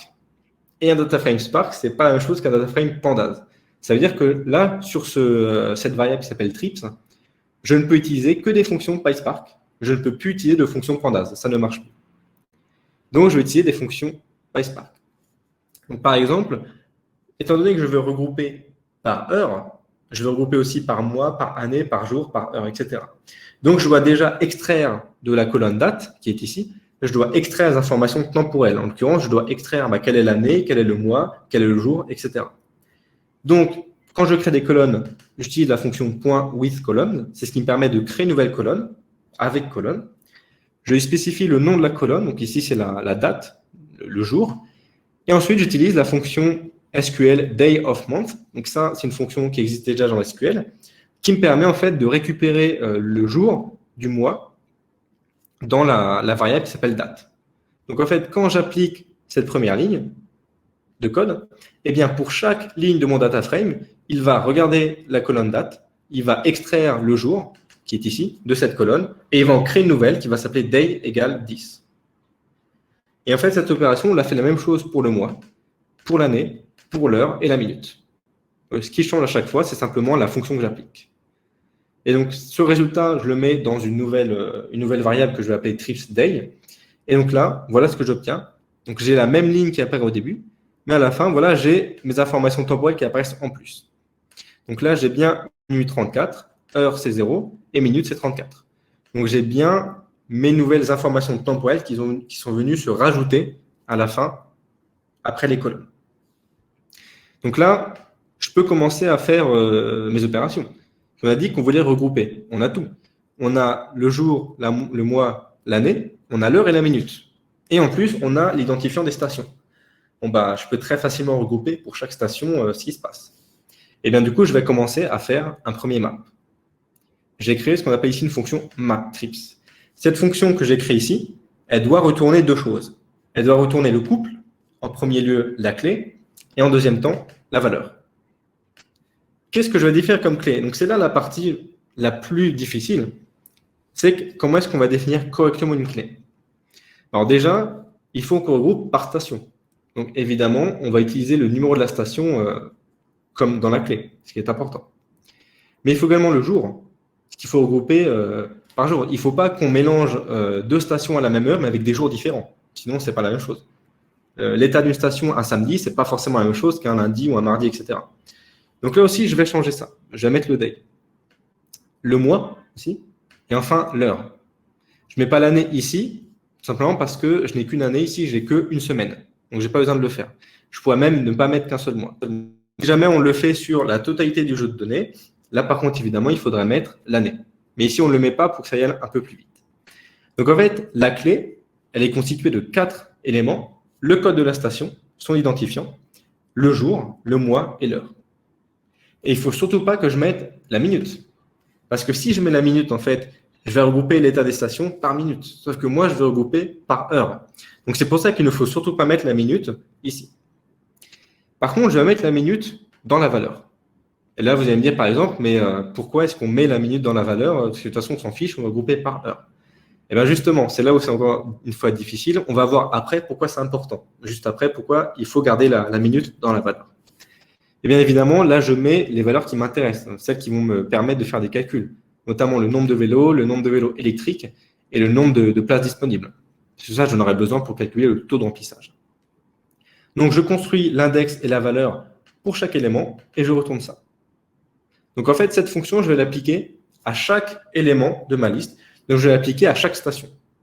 Ce qui va donc se passer, c'est qu'en utilisant la fonction .map, j'appelle cette fonction pour chaque élément de mon data frame et j'en affiche 10.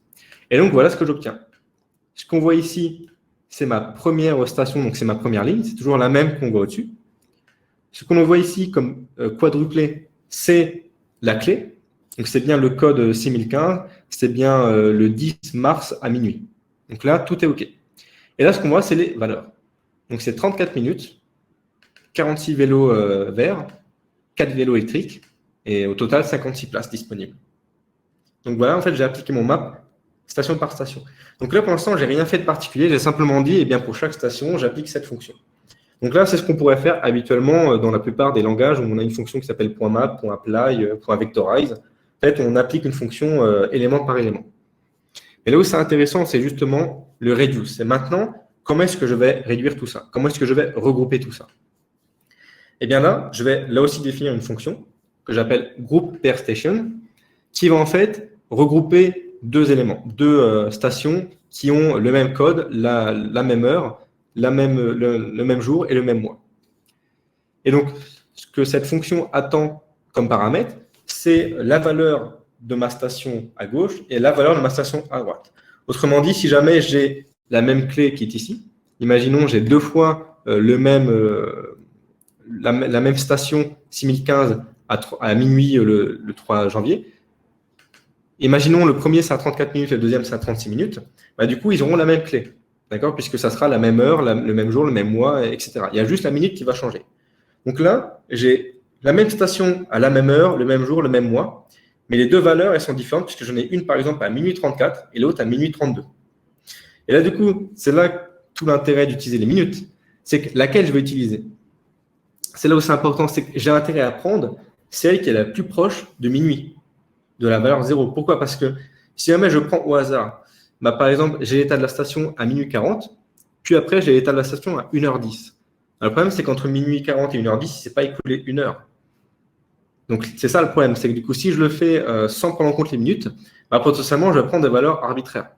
Je vais prendre des valeurs telles qu'elles sont apparues en premier dans la liste. Ce qui n'est pas bon. Moi, je veux exactement l'heure exacte. Je veux à minuit pile combien il y avait de vélos. Pas à minuit 10, pas à minuit 15 ou 20. Parce que sinon, ce n'est pas la même chose. Donc, il faut absolument que je récupère la valeur dont la minute est la plus proche de 0. Parce que je veux récupérer l'état de la station à l'heure exacte et pas avec des minutes de décalage. Donc, c'est ce que je fais en fait ici. Si dans cette station, j'ai une valeur à minuit 4 et une valeur à minuit 30, bah, je prends celle qui est à minuit 4. Donc là, je suis à minuit 4. Et après, petit à petit, je vais peut-être revoir la même station avec une heure, une minute qui est plus proche de 0. Donc, je vais reprendre celle-là, etc., etc. Et en fait, en faisant ça, je m'assure que je vais toujours prendre, au final, la valeur dont la minute est la plus proche de 0. Donc, je vais toujours m'assurer d'être à l'heure exacte. Et je ne vais pas avoir d'incertitude, est-ce que je suis à minuit 30, minuit 40, etc. Si jamais la valeur que j'ai à gauche, elle est plus proche de minuit que celle que j'ai à droite, eh bien, je retourne celle qui est à gauche.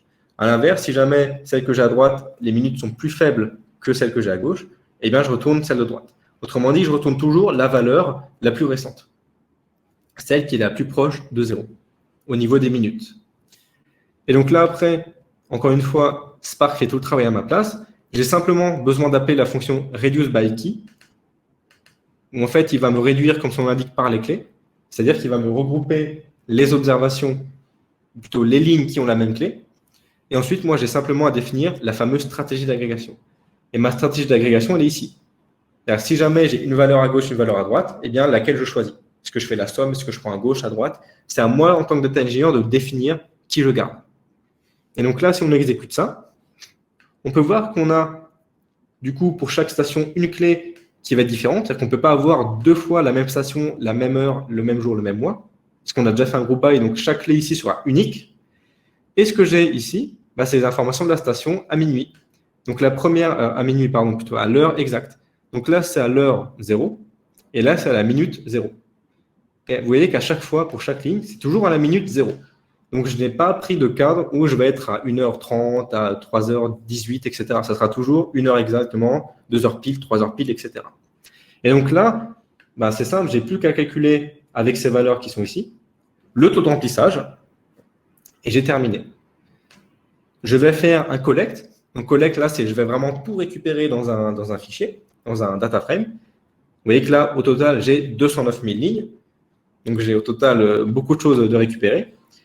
Et ensuite, là, je peux faire mon opération. Donc là, je vais transformer ça en un data frame avec ce qu'on voit ici.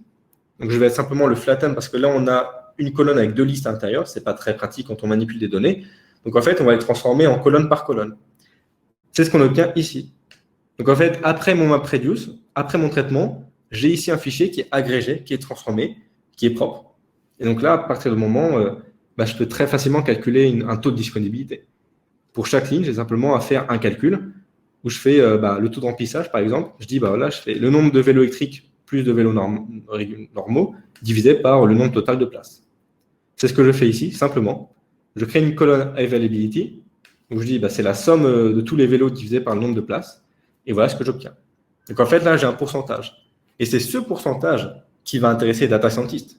Parce qu'eux, ils vont essayer de modéliser en fonction de la date, du mois et de l'heure, quelle est la proportion de places disponibles dans la station. Et après, ils vont pouvoir mettre en place leur algorithme pour justement optimiser tout ça. Ils vont pouvoir mettre en place des algorithmes prédictifs qui vont dire, voilà, on a souvent observé qu'à cette heure-là, pour telle station, il y avait un pic, donc on va pouvoir le faire. Et en bonus, je vous ai mis un petit peu à quoi ça ressemblait. Là, c'est une station qui est pas loin de là où je me trouve à Paris. On peut voir que c'est dans un quartier plutôt où il y a beaucoup de bureaux. On peut voir qu'à minuit, c'est plein.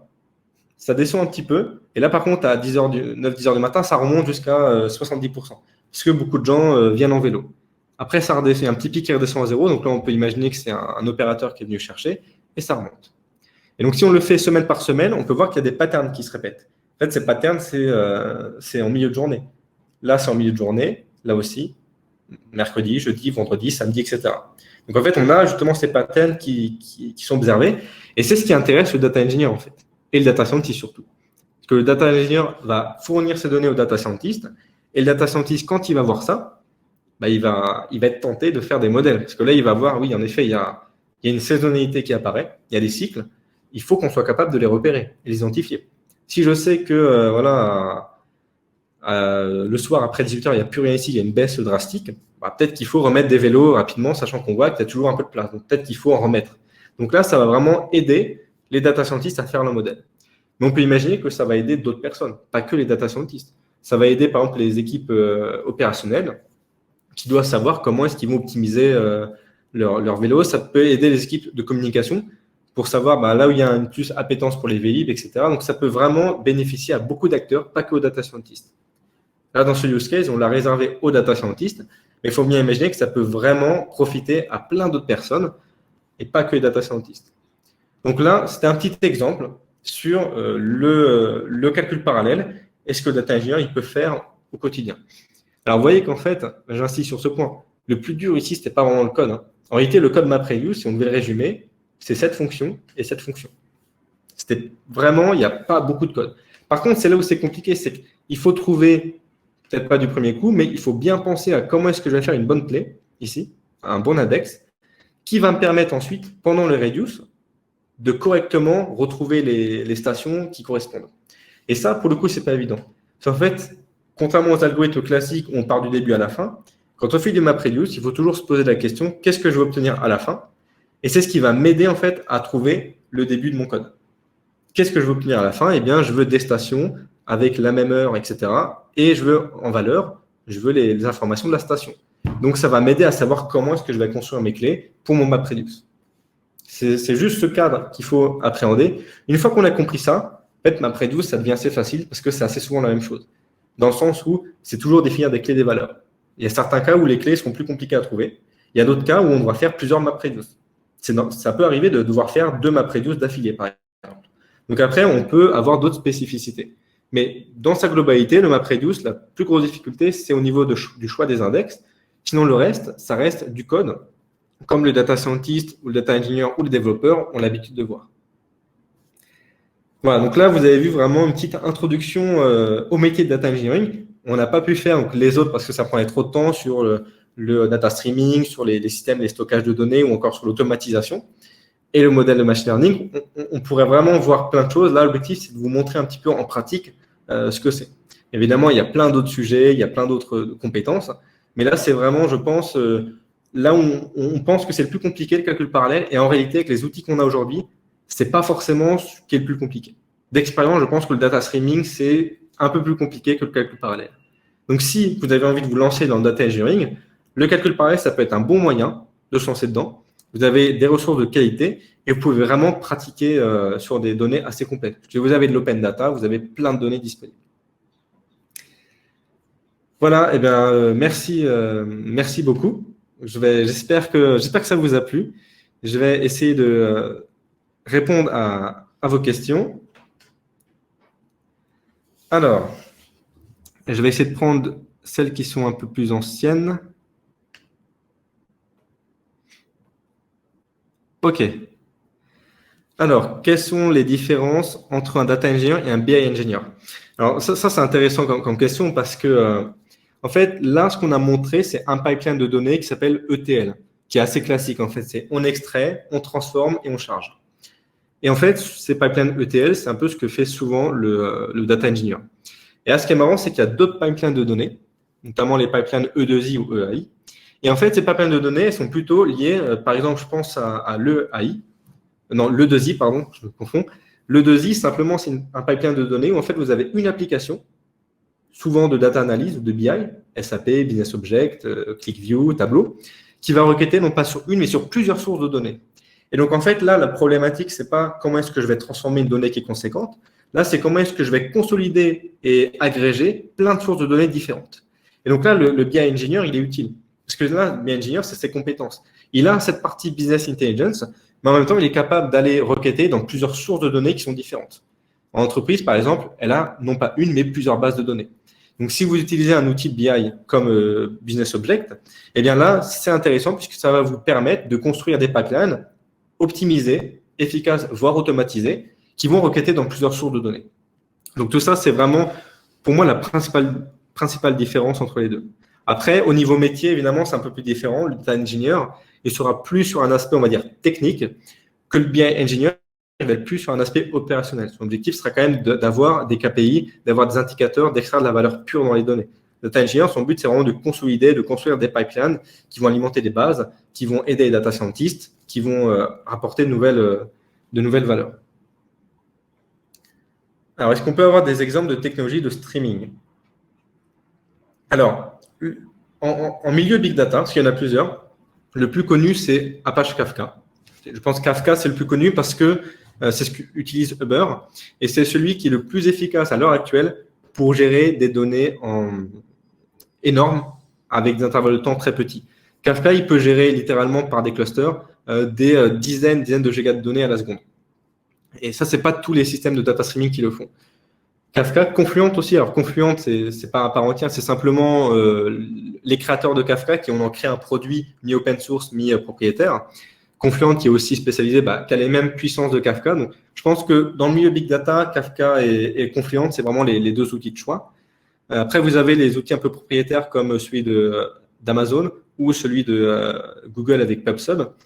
Et après, vous avez les systèmes de data streaming qui sont plutôt orientés de dev. Là, c'est plutôt ce qu'on appelle des brokers, par exemple RabbitMQ, ZeroMQ, où là, c'est vraiment plutôt de faire transfert de messages, mais pas forcément en grande quantité. J'ai rarement vu du RabbitMQ sur des dizaines de gigas de données. Ça peut le faire, mais en général, dès qu'on est sur une problématique très big data, avec beaucoup de données, on s'oriente vers du Kafka. C'est ce que font LinkedIn, c'est ce que font Uber, Airbnb, je pense aussi. Je ne suis pas sûr, mais en tout cas, LinkedIn et Uber, c'est sûr, ils en ont fait un un podcast dessus. Donc, les grosses entreprises, dès qu'elles gèrent une énorme quantité de données, elles partent sur du Kafka. Alors, en fait, c'est une bonne question. Est-ce que Hadoop MapReduce est toujours d'actualité dans l'entreprise en présence de Spark? Tout à fait. En fait, il y a des spécificités qui sont un peu techniques entre les deux. Disons que MapReduce, il intègre Spark, il intègre son propre MapReduce. C'est-à-dire qu'il a fait une version un peu optimisée de MapReduce où en fait, ça permet d'accélérer les temps de calcul, notamment une des principales différences, c'est que Spark, il n'écrit pas directement sur le disque dur. Quand il sent qu'il a la place en mémoire vive, il garde en mémoire vive. C'est ce qui permet d'accélérer les temps de calcul. Donc, c'est encore du sens sur MapReduce en entreprise, même si je vois quand même que de plus en plus d'entreprises demandent quand même à faire du Spark. Ça ne veut pas dire qu'il faut jeter Hadoop, parce que dans tous les cas, connaître Hadoop, ça vous permettra de mieux appréhender Spark, parce que Spark se base quand même sur Hadoop. Mais c'est vrai que quand on regarde les demandes sur les offres d'emploi ou des entreprises, ce qu'elles demandent à leurs équipes, c'est quand même de plus en plus d'avoir des compétences en Spark, puisqu'on voit de plus en plus Spark apparaître dans les entreprises. C'est facile de se reconvertir au métier de data engineer pour un DBA, qui est la différence entre un data engineer et un data architecte. Alors, c'est facile, je dirais que ça dépend de la motivation. L'avantage du DPA, c'est qu'il maîtrise déjà le système de stockage de données et les process ETL, il les connaît parfaitement. Donc, pour lui, le calcul parallèle, je dirais que ça va être assez facile à appréhender parce qu'en dehors de l'aspect technique vraiment du MapReduce, il va assez facilement comprendre dans quelle base on va récolter les données, dans quelle base on va envoyer les données. Donc, en fait, il va être capable de choisir très facilement comment structurer son data lake, comment structurer son data warehouse. En fait, il va être capable beaucoup plus rapidement de mettre en place des solutions. Donc, son expertise, il a vraiment une plus-value. Après, il est sûr qu'il va apprendre de nouvelles choses. Mais l'avantage pour un DBA, c'est qu'il connaît déjà bien le système de base de données. Donc ça, c'est quelque chose qu'on peut des fois un peu passer à la trappe quand on fait du calcul parallèle. C'est quand même important pour un data engineer de bien comprendre les systèmes, des différents systèmes de stockage. Pas tous les maîtriser. Par exemple, si on parle de SQL ou de NoSQL, il faut être capable de différencier les bases relationnelles avec les bases non relationnelles, avec les bases orientées colonnes, documents, clés valeurs. Il faut avoir une petite connaissance pour savoir quelle solution peut être la mieux adaptée dans plusieurs circonstances. Et la différence entre un data engineer et un data architecte, un data architecte, lui, s'occupe moins de la partie pipeline. Lui, vraiment, il va s'occuper d'une partie très focus sur comment est-ce que les données vont être proposées à l'entreprise, comment est-ce qu'on va transiter. Data architect, vraiment, il va être garant de certaines parties de la gouvernance des données. C'est-à-dire, voilà, je m'assure que les données elles respectent bien un bon format. Le data architect qui est quand même à un niveau un peu plus opérationnel que le data engineer, encore une fois, dans le sens où le data architect, il va vraiment solutionner un besoin, il va répondre à un besoin par une solution de manière macro, c'est qu'il ne va pas rentrer dans la technique. Le data engineer, lui, il va plutôt répondre à une problématique qui est technique, c'est-à-dire qui se pose réellement. C'est-à-dire que là, on a besoin d'agréger, de consolider 100 gigas de données. Là, c'est une problématique concrète. Data architect, il va prendre le besoin des équipes opérationnelles et il va comprendre que voilà, là, cette équipe a un besoin rapide d'avoir ce genre de données. Bon, bah, faut créer un data mart, faut faire ça. Et en fait, il va plus souvent collecter des besoins pour pouvoir les mettre en pratique. Mais c'est vrai que c'est là en fait où ça peut être compliqué, c'est que ces métiers, il y a beaucoup de compétences qui peuvent se croiser en tant que data scientist, ML engineer, data analyst, on a data steward aussi en entreprise. Donc ça peut paraître assez compliqué de différencier concrètement tout ça. Ce qui est important toujours de se poser la question, c'est quoi la finalité. Le plus important pour savoir vraiment le profil qu'on attend, c'est quelle est la finalité. La finalité de data scientist, c'est de construire des modèles. Celui du ML engineer, c'est de déployer des modèles. Data engineer, c'est de mettre en place tout ce qu'on a vu des pipelines automatisés et assister les data engineers. Donc, c'est vraiment la finalité qui permet de différencier les profils. Pour qu'un data scientist puisse exécuter son modèle avec des ensembles de données massifs, doit-il changer tout son code en utilisant MLlib? Ben non, justement, c'est ça qui est pratique. J'imagine que tu fais peut-être allusion à scikit-learn sous Python ou au Caret en R.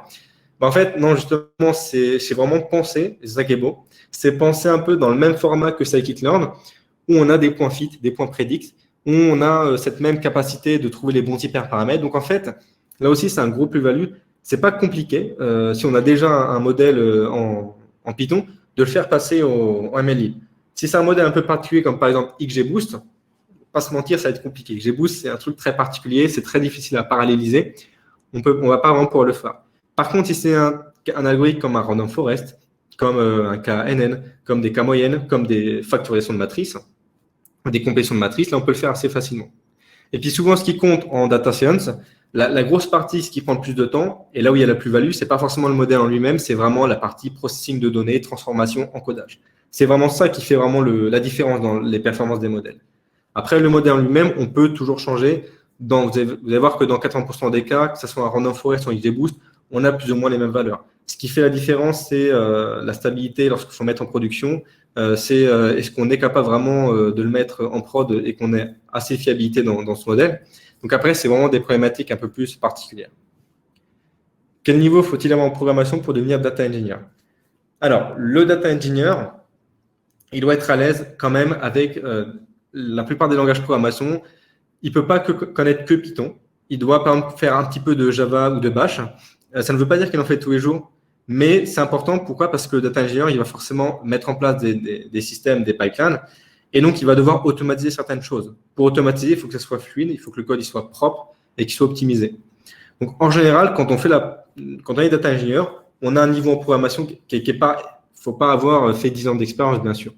Mais on ne peut pas devenir data engineer, par exemple, en découvrant la programmation il y a une semaine. C'est sûr que ce n'est pas possible. Il faut avoir pratiqué un petit peu, pas forcément sur des projets gigantesques, mais il faut avoir un petit peu pratiqué. Quand vous avez data engineer, il est un peu touche à tout. Il touche à plusieurs technos, il touche à plusieurs langages. Il n'est pas forcément expert dans un domaine, mais justement, c'est ça aussi ce qu'on attend au data engineer, de manière générale, c'est qu'il doit être un petit peu touche à tout. Par exemple, dans la formation qu'on propose, et même de manière générale, en data engineering, on peut avoir du SQL, on peut avoir un peu de Python, un peu de Java, un petit peu de commande système avec du Bash, on a un petit peu d'administration infrastructure, on doit configurer certains réseaux. En fait, c'est plein de petites compétences. Donc, il ne faut pas chercher à être une bête en programmation. Les meilleurs data engineers, ce n'est pas ceux qui savent le mieux programmer. Ça ne veut pas dire que c'est les moins bons programmeurs, mais c'est ceux qui ont une vision d'ensemble. Plus on a une vision d'ensemble et élargie de ce qu'on peut faire, en fait, on sera toujours capable de trouver une solution plus ou moins correcte, voire optimale à chaque fois. Donc, pas besoin d'être vraiment le meilleur en programmation. Il faut juste avoir une vision d'ensemble. C'est pour ça qu'il vaut mieux prendre du recul. Et c'est pour ça que moi, je vous conseille de plutôt vous intéresser aux différentes facettes du métier, différentes compétences, plutôt que de devenir un expert en calcul parallèle. C'est sûr que c'est bien, mais il ne faut pas négliger ce qu'il y a autour, parce que ça aussi, c'est important. Les entreprises, elles ont des besoins, pas que techniques. Elles ont aussi des besoins sur d'autres compétences, sur la communication, sur la rigueur. Donc, n'hésitez pas à regarder aussi d'autres compétences qui peuvent être intéressantes. Quels sont les BDD équivalents de Hadoop? Alors, Hadoop, ce n'est pas une base de données. Hadoop, c'est un framework Big Data. Donc, il n'y a pas vraiment de base de données. C'est-à-dire que Hadoop, c'est juste un framework qui dispose d'un gestionnaire de ressources, d'un système de fichiers distribués, de MapReduce. Donc, en soi, il stocke de la donnée, mais pas dans le sens où on l'entend. La donnée, elle ne peut pas être requêtable, elle ne peut pas être utilisable. Il ne stocke pas de la donnée sous forme de table ou sous forme de documents comme les bases SQL ou NoSQL. Comment peut-on décrocher une mission, je vais aller un peu trop haut, poste de data engineer si on est développeur Java sans expérience dans le big data? Alors déjà, bonne nouvelle, développeur Java, c'est ceux qui ont le plus de chances de devenir data engineer. Parce que, déjà, première raison, une grande partie des frameworks big data, je pense à Apache, sont faits en Java. Donc, le big data, en fait, c'est un grand mot. Vous allez voir qu'en fait, quand on fait du big data en pratique, on travaille sur des données, mais tout se fait en arrière-plan. C'est-à-dire qu'on ne manipule pas directement des centaines de gigas de données. Le plus compliqué quand on fait du big data en entreprise, c'est déjà de se poser la question, OK, est-ce que les données sont propres? Est-ce qu'on fait quelque chose qui va être propre, qui va être facilement maintenable? Donc, on ne manipule pas directement des centaines de gigas de données. Donc, en fait, développeurs Java, ce qui est pratique, c'est qu'ils ont déjà ils savent coder en Java. Ça peut paraître bête, mais le langage Java, il y a vraiment des choses intéressantes et des logiques qui sont reprises dans les frameworks Big Data. Et ensuite, cette expérience, elle s'acquiert, je dirais, en faisant des projets. Et le manque de compétences qu'il y a, par exemple, en machine learning, il peut s'acquérir. Parce qu'encore une fois, data engineer, il ne doit pas forcément être data scientist. C'est-à-dire qu'il n'a pas besoin de savoir comment fonctionnent les modèles. Ce n'est pas son objectif. Donc, on peut déployer un modèle de machine learning juste en comprenant c'est quoi un modèle, à quoi ça sert, quels sont les risques, etc. Mais pas besoin de savoir faire des modèles pour être data engineer. Ça, c'est vraiment un point très important. Donc oui, bien sûr, si on n'a pas d'expérience, ça peut le faire. Par contre, si on n'a pas d'expérience pro, il faut faire à côté l'expérience perso, c'est-à-dire faire des projets pour essayer de comprendre un peu mieux. Parce que le big data, vous avez des entreprises qui ont du big data, mais qui n'ont pas d'équipe data scientist. Parce que elles, leur fond de commerce, ce n'est pas la prédiction. C'est par exemple l'agrégation de données, c'est l'historisation. Donc, il y a des entreprises qui n'ont pas besoin de data scientist. Par contre, elles ont besoin de data engineer parce qu'elles ont besoin justement de toute cette donnée, de la récolter, de la transformer, de la transférer vers d'autres bases. Donc là, il y a des gros besoins. Pour information, il y a beaucoup plus de demandes en tant que data engineer que data scientist. Aujourd'hui, en tout cas, à Paris, c'est le cas. Mais dans toute la France et dans d'autres pays, hein, vous avez 2 fois plus de demandes data engineer que data scientist. Je crois qu'il y a un an, c'était 25 000 demandes recensées en France. Donc, il y a vraiment un vrai besoin de data engineer, beaucoup plus que data scientist. Actuellement étudiant, j'aimerais connaître ton parcours que tu as emprunté pour devenir data engineer. Alors, moi, en fait, j'ai un parcours un peu particulier. J'ai toujours aimé l'informatique. J'ai commencé à 12 ans. Et là, je voulais vraiment faire de l'informatique mon métier, surtout du développement bac. Et arrivant à l'études supérieures, j'ai préféré, je me suis tourné vers les maths. Et à un moment donné, j'ai un peu vrillé, je me suis tourné vers la finance.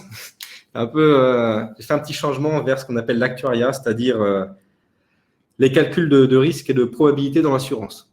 C'est un milieu qui est assez sympa, mais c'est vrai que c'est pas forcément, on n'attend pas data engineer pour le coup. Bon, là-bas, je l'avais fait parce que je voulais faire des maths intéressantes, mais pas dans la recherche. Et en fait, il se trouve que dans ma formation d'actuaire, j'ai fait du machine learning. Ça m'a beaucoup plu. Parce qu'avant, je n'étais pas du tout au machine learning. J'ai fait du machine learning et j'ai commencé à le faire. En fait, très vite, on est arrivé à un stade où le machine learning, en fait, on ne faisait que sur des données où il y avait 10 mégas. L'entreprise, on arrive, je pense à celle où j'étais en banque assurance, les données, elles font 2 gigas pour commencer. Et il y avait un autre projet où les données, elles faisaient 500 gigas, je crois. Donc, en fait, là, on se doute bien que les problématiques qu'on a en entreprise sont complètement différentes que celles que j'avais vues, du coup, moi, quand j'étais en cours. Donc, en fait, moi, si on regarde bien, je n'ai pas fait de data engineering en cours. Tout ce que j'ai appris en info, en data engineering et assez en data science, je les ai appris soit en entreprise, soit je me suis auto-formé. Donc, en fait, il y a vraiment, je n'ai pas du tout un parcours data engineer. En général, ceux qui font un parcours data engineer, ils sont plutôt dans les écoles d'ingénieurs ou dans les facs à faire des masters informatiques. Mais encore une fois, ce n'est pas impossible si on est dans un domaine. Moi, par exemple, l'actuariat, c'est un domaine où il n'y a pas du tout d'informatique. Enfin, très peu d'informatique quand même. Hein. La plupart du temps, c'est du Excel. Et pourtant, en entreprise, j'ai fait de la data. Et au final, toutes les compétences data engineering, data science, je les ai appris en entreprise. Et donc après, rien ne m'empêche de faire data engineer. Donc, il faut voir que, de toute façon, data scientist, data engineer, ce n'est pas des diplômes. Il n'y a pas de profil typique. Il y a des data scientists qui sont au niveau de recherche. Il y a des data scientists qui ont fait des bootcamps et qui arrivent très bien dans leur travail. Simplement parce que les besoins sont différents et ces métiers en plus demandent tellement de compétences qu'on ne voit pas forcément en cours qu'un diplôme, c'est très compliqué de mettre un diplôme sur un métier. Donc, c'est ça qui est intéressant aussi, c'est qu'en fait, tout le monde a ses chances. Et le plus important, c'est que on ne peut pas dire qu'un data scientist qui a fait Polytechnique ou une grande école sera meilleur qu'un autre. Parce que c'est complètement différent. C'est vraiment des compétences qui ne peuvent pas être apprises en apprenant par cœur un cours. C'est vraiment des choses qui s'expérimentent. Donc, si jamais certains d'entre vous ont une peur sur le parcours, vraiment, ne vous inquiétez pas. Le plus important, c'est les projets que vous faites. C'est vraiment ça qui est valorisé en entreprise. Et la preuve, hein, dès que vous avez 4 ou 5 ans d'expérience, le diplôme, ça devient une formalité. En fait, c'est même plus demandé.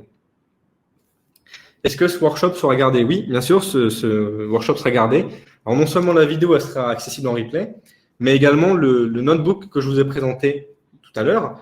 Le lien est disponible même après. C'est-à-dire que vous pouvez y accéder dans 2 jours, dans 10 jours, 1 mois, 1 an même. D'ici là, je ne l'aurai pas supprimé. Donc, vous pouvez y accéder à tout moment, bien sûr.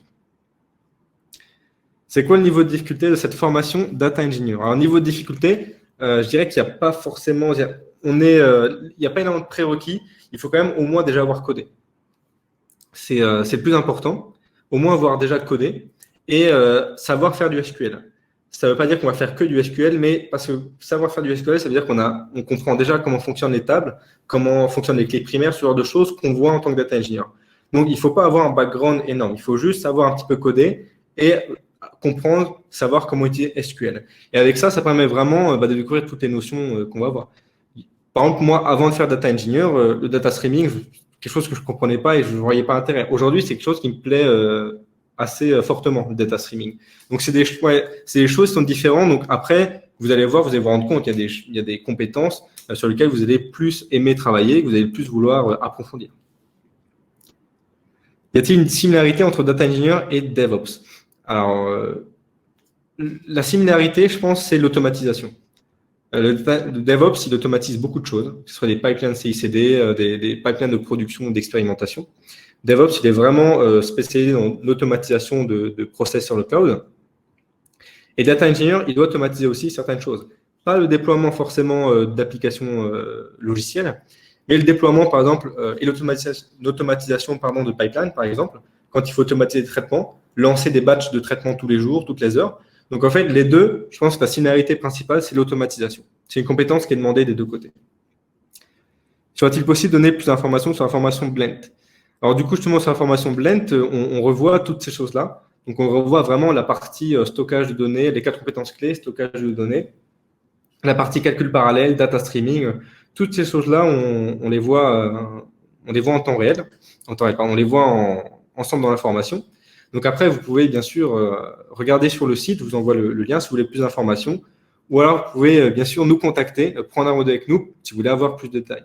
Sur le site, vous avez aussi le syllabus si jamais vous voulez voir exactement point par point ce qu'on voit. En tant que débutant en data engineer, quel sujet faut-il commencer idéalement? Comme je te l'ai dit, je pense qu'idéalement, c'est le calcul parallèle. Parce que c'est celui qui demande c'est celui qui est le moins compliqué. Streaming, je pense que c'est compliqué. Il faut des compétences en infra. Les outils et les produits de data streaming ne sont pas simples à prendre en main. Le déploiement, ça peut être intéressant, mais il faut avoir une bonne connaissance quand même des modèles machine learning. Faut quand même, si on commence le déploiement, il faut déjà savoir comment fonctionne un déploiement, un modèle de machine learning, ce qui peut être dur quand on commence directement et qu'on doit apprendre les deux en même temps. Je pense que le calcul parallèle, c'est celui qui est le plus accessible. En tout cas, il y a plein de ressources sur Internet et c'est celui où on peut vraiment commencer par tester. Où se situe le data analyst dans tout ça? Alors, il n'est pas perdu, le data analyst, il est toujours là. Data analyst, par exemple, c'est celui qui ferait des dashboards sur justement ces informations. Là, on a vu qu'on a fait une agrégation pour obtenir les informations de chaque station par heure et par minute. Et évidemment, data analyst pourrait faire deux choses. Il pourrait faire des reporting, ce qui est son objectif. Mais en plus de ça, il pourrait faire des dashboards qui sont même en temps réel. S'il se passe quelque chose dans une station, ça peut être sympa de voir en temps réel ce qui s'est passé. Donc, pour les équipes qui là sont plus de direction, c'est une très bonne information de savoir ce qui s'est passé en temps réel. Qu'est-ce qui s'est passé pendant le mois, là? Quelles sont les stations où il y a eu le plus de choses? Donc là, le data analyst, il a vraiment aussi une carte à jouer. Pour ça, je reviens à tout à l'heure. Il n'y a pas de… En fait, le data engineer, il aide plusieurs personnes. Il ne fait pas que pour une équipe ou que pour un profil. En fait, il aide toute l'entreprise. La certification Blend en data engineer est-elle reconnue par l'État ou même en entreprise étrangère et même en entreprise à l'étranger? Alors, une certification reconnue par l'État, il faut que ce soit un diplôme. Aucun bootcamp ne délivre de diplôme, tout simplement parce que ça n'existe pas un diplôme en data engineering. Les diplômes qu'on a en France, c'est des diplômes d'informatique, de statisticien, mais ça n'existe pas un diplôme data engineer. Donc, nous, on délivre une certification, mais elle n'est pas reconnue par l'État dans le sens où ce n'est pas un diplôme. Donc, on ne peut pas le faire reconnaître par l'État. Par contre, les entreprises nous connaissent, et ça, les entreprises avec qui on travaille plutôt sur Paris, mais connaissent notre entreprise, et elles, par contre, elles savent ce que c'est le projet. On a discuté avec beaucoup d'entreprises de conseil, des banques assurances, donc elles sont au courant du projet, et elles savent que justement, ce n'est pas un bootcamp où on voit que la théorie. C'est un bootcamp où on voit beaucoup de pratiques, parce que justement, encore une fois, notre objectif final, c'est toujours d'être opérationnel. On ne verra jamais quelque chose pour le fun, enfin pour le fun si, mais juste pour le voir. Tout ce qu'on va voir comme notion en formation, c'est toujours appliqué et utilisable derrière. Donc oui, le workshop est enregistré, ça je dis un peu plus tôt. Quels sont les langages de programmation, de logiciels et frameworks qui sont indispensables à maîtriser pour un data engineer et un data scientist? Pour un data scientist, on est plutôt sur du R, du Python, du scikit-learn, bref, on est sur des choses plus codées côté langage. Comme j'ai dit, data engineer, il doit bien maîtriser le Java un petit peu. Pas forcément être expert, mais un peu maîtriser le Java, le Python, parce que c'est souvent le langage data scientist, et se débrouiller avec les environnements Linux, par exemple. Savoir faire un peu de base, de commande système. Le cloud aussi doit maîtriser un petit peu le cloud. Il ne doit pas être un expert, mais si on lui parle de machines virtuelles sur AWS, sur Google Cloud, sur Azure, il doit avoir une petite connaissance là-dedans. Faut-il avoir des connaissances solides en administration système pour devenir data engineer? Il faut avoir des connaissances solides en mathématiques pour être data engineer. Alors, deuxième question, pas du tout. Les maths, je ne vais pas dire on s'en fout, mais honnêtement, data engineer, à part des cas extrêmement spécifiques où il faut paralléliser des algorithmes de machine learning, sauf que là, on est dans un cadre de recherche, ce qui est très, très peu le cas des entreprises. On n'a pas besoin d'avoir des connaissances en maths particulières, pas plus qu'un informaticien, j'ai envie de dire. Faut pas maîtriser l'apprentissage supervisé, les statistiques, les probas pour être data engineer. Et est-ce qu'il faut avoir des connaissances solides en administration système? Pas forcément, mais c'est un plus. C'est-à-dire que installer un broker multi-cluster, c'est waouh, c'est pas impossible, mais quand on maîtrise pas bien l'administration système, ça peut être compliqué. Si on a déjà une expérience en système, en virtualisation, en Linux, en hyperviseur, ça aide beaucoup. Mais là, c'est plutôt sur des parties vraiment infra. En entreprise, data engineer, c'est pas toujours celui qui va installer les clusters dans le cloud. Des fois, ça va être d'autres équipes et lui, il va être justement utilisateur. Quel est le métier le plus prisé et intéressant entre data scientist et data engineer? C'est intéressant parce que, étonnamment, data scientist, aujourd'hui, il y a de moins en moins de demandes. Et en fait, les entreprises se rendent compte qu'il y a de plus en plus de demandes en data engineer. Ce qui ne veut pas dire que data scientist, ça ne sert plus à rien, pas du tout. Mais c'est que les entreprises, aujourd'hui, ont des besoins vraiment criants. C'est des besoins vraiment. Nous, on a des entreprises qui viennent nous voir, peut-être pas tous les jours, mais assez souvent. Ils ont besoin de data engineer. C'est une compétence qui est rare. On a très peu de gens en France qui sont data engineers. Et beaucoup d'entreprises, pas qu'en France, ont besoin justement d'avoir des data engineers. Donc aujourd'hui, en fait, même s'il y a une grosse hype autour du data scientist, la réalité du terrain, c'est que les entreprises, elles recherchent plus de data engineers que de data scientists.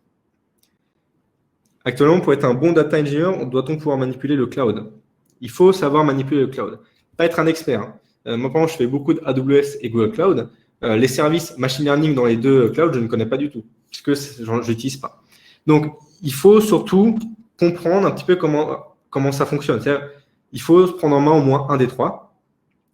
En entreprise, ce sera plutôt AWS ou Azure. Google Cloud sera plutôt pour les startups.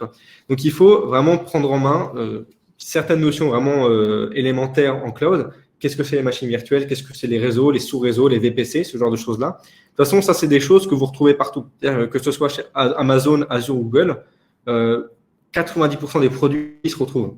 Donc, en fait, il faut juste vraiment bien comprendre comment fonctionne le cloud. Après, on peut le retrouver on peut vraiment bifurquer assez facilement d'un cloud à un autre. Peut-on appliquer le MapReduce avec les logs et données non structurées? Alors, si tu as des logs, je pense que tu fais peut-être référence, peut-être que tu connais Elasticsearch. MapReduce pour les logs, ce n'est pas forcément le plus pertinent. Pour le coup, pour les logs, on utilise plutôt Kafka, parce que les logs, souvent, ils arrivent en continu de plusieurs applications différentes. Et en général, quand il faut faire de la fouille de données dans les logs, on préfère Elasticsearch parce qu'il est vraiment pensé pour ça, du coup. Donc, MapReduce, on n'utilise pas trop pour les logs. Et les données non structurées, ça peut se faire aussi. Après, je ne sais pas trop de quoi tu sous-entends exactement dans données non structurées. Mais MapReduce en soi, ça te permet de faire beaucoup de choses. Il y a peut-être un cas où on ne peut pas faire avec MapReduce, c'est la récursivité. La récursivité, vous ne pouvez pas avec MapReduce parce que ce n'est pas vraiment pensé pour ça. C'est vraiment les seules limitations. Mais en général, sinon, on peut quand même faire beaucoup de choses.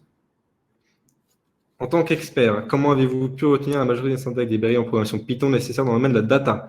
Eh bien, c'est simple, je ne les retiens pas. Quand je fais du PySpark, honnêtement, je regarde sur Internet, c'est quoi le nom des fonctions.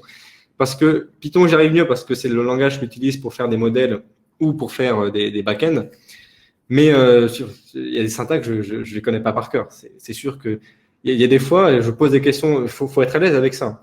Pose des questions sur Google, comment convertir en data frame un data frame Pandas en data frame Spark. Il n'y a pas de honte à voir ça, c'est qu'on peut pas, la syntaxe, c'est pas quelque chose qu'on peut, si on pratique pas, on ne peut pas la connaître. Donc, il faut être à l'aise avec ça. Moi, la syntaxe, par exemple, PySpark, j'ai un peu plus de mal qu'avec la syntaxe Python native.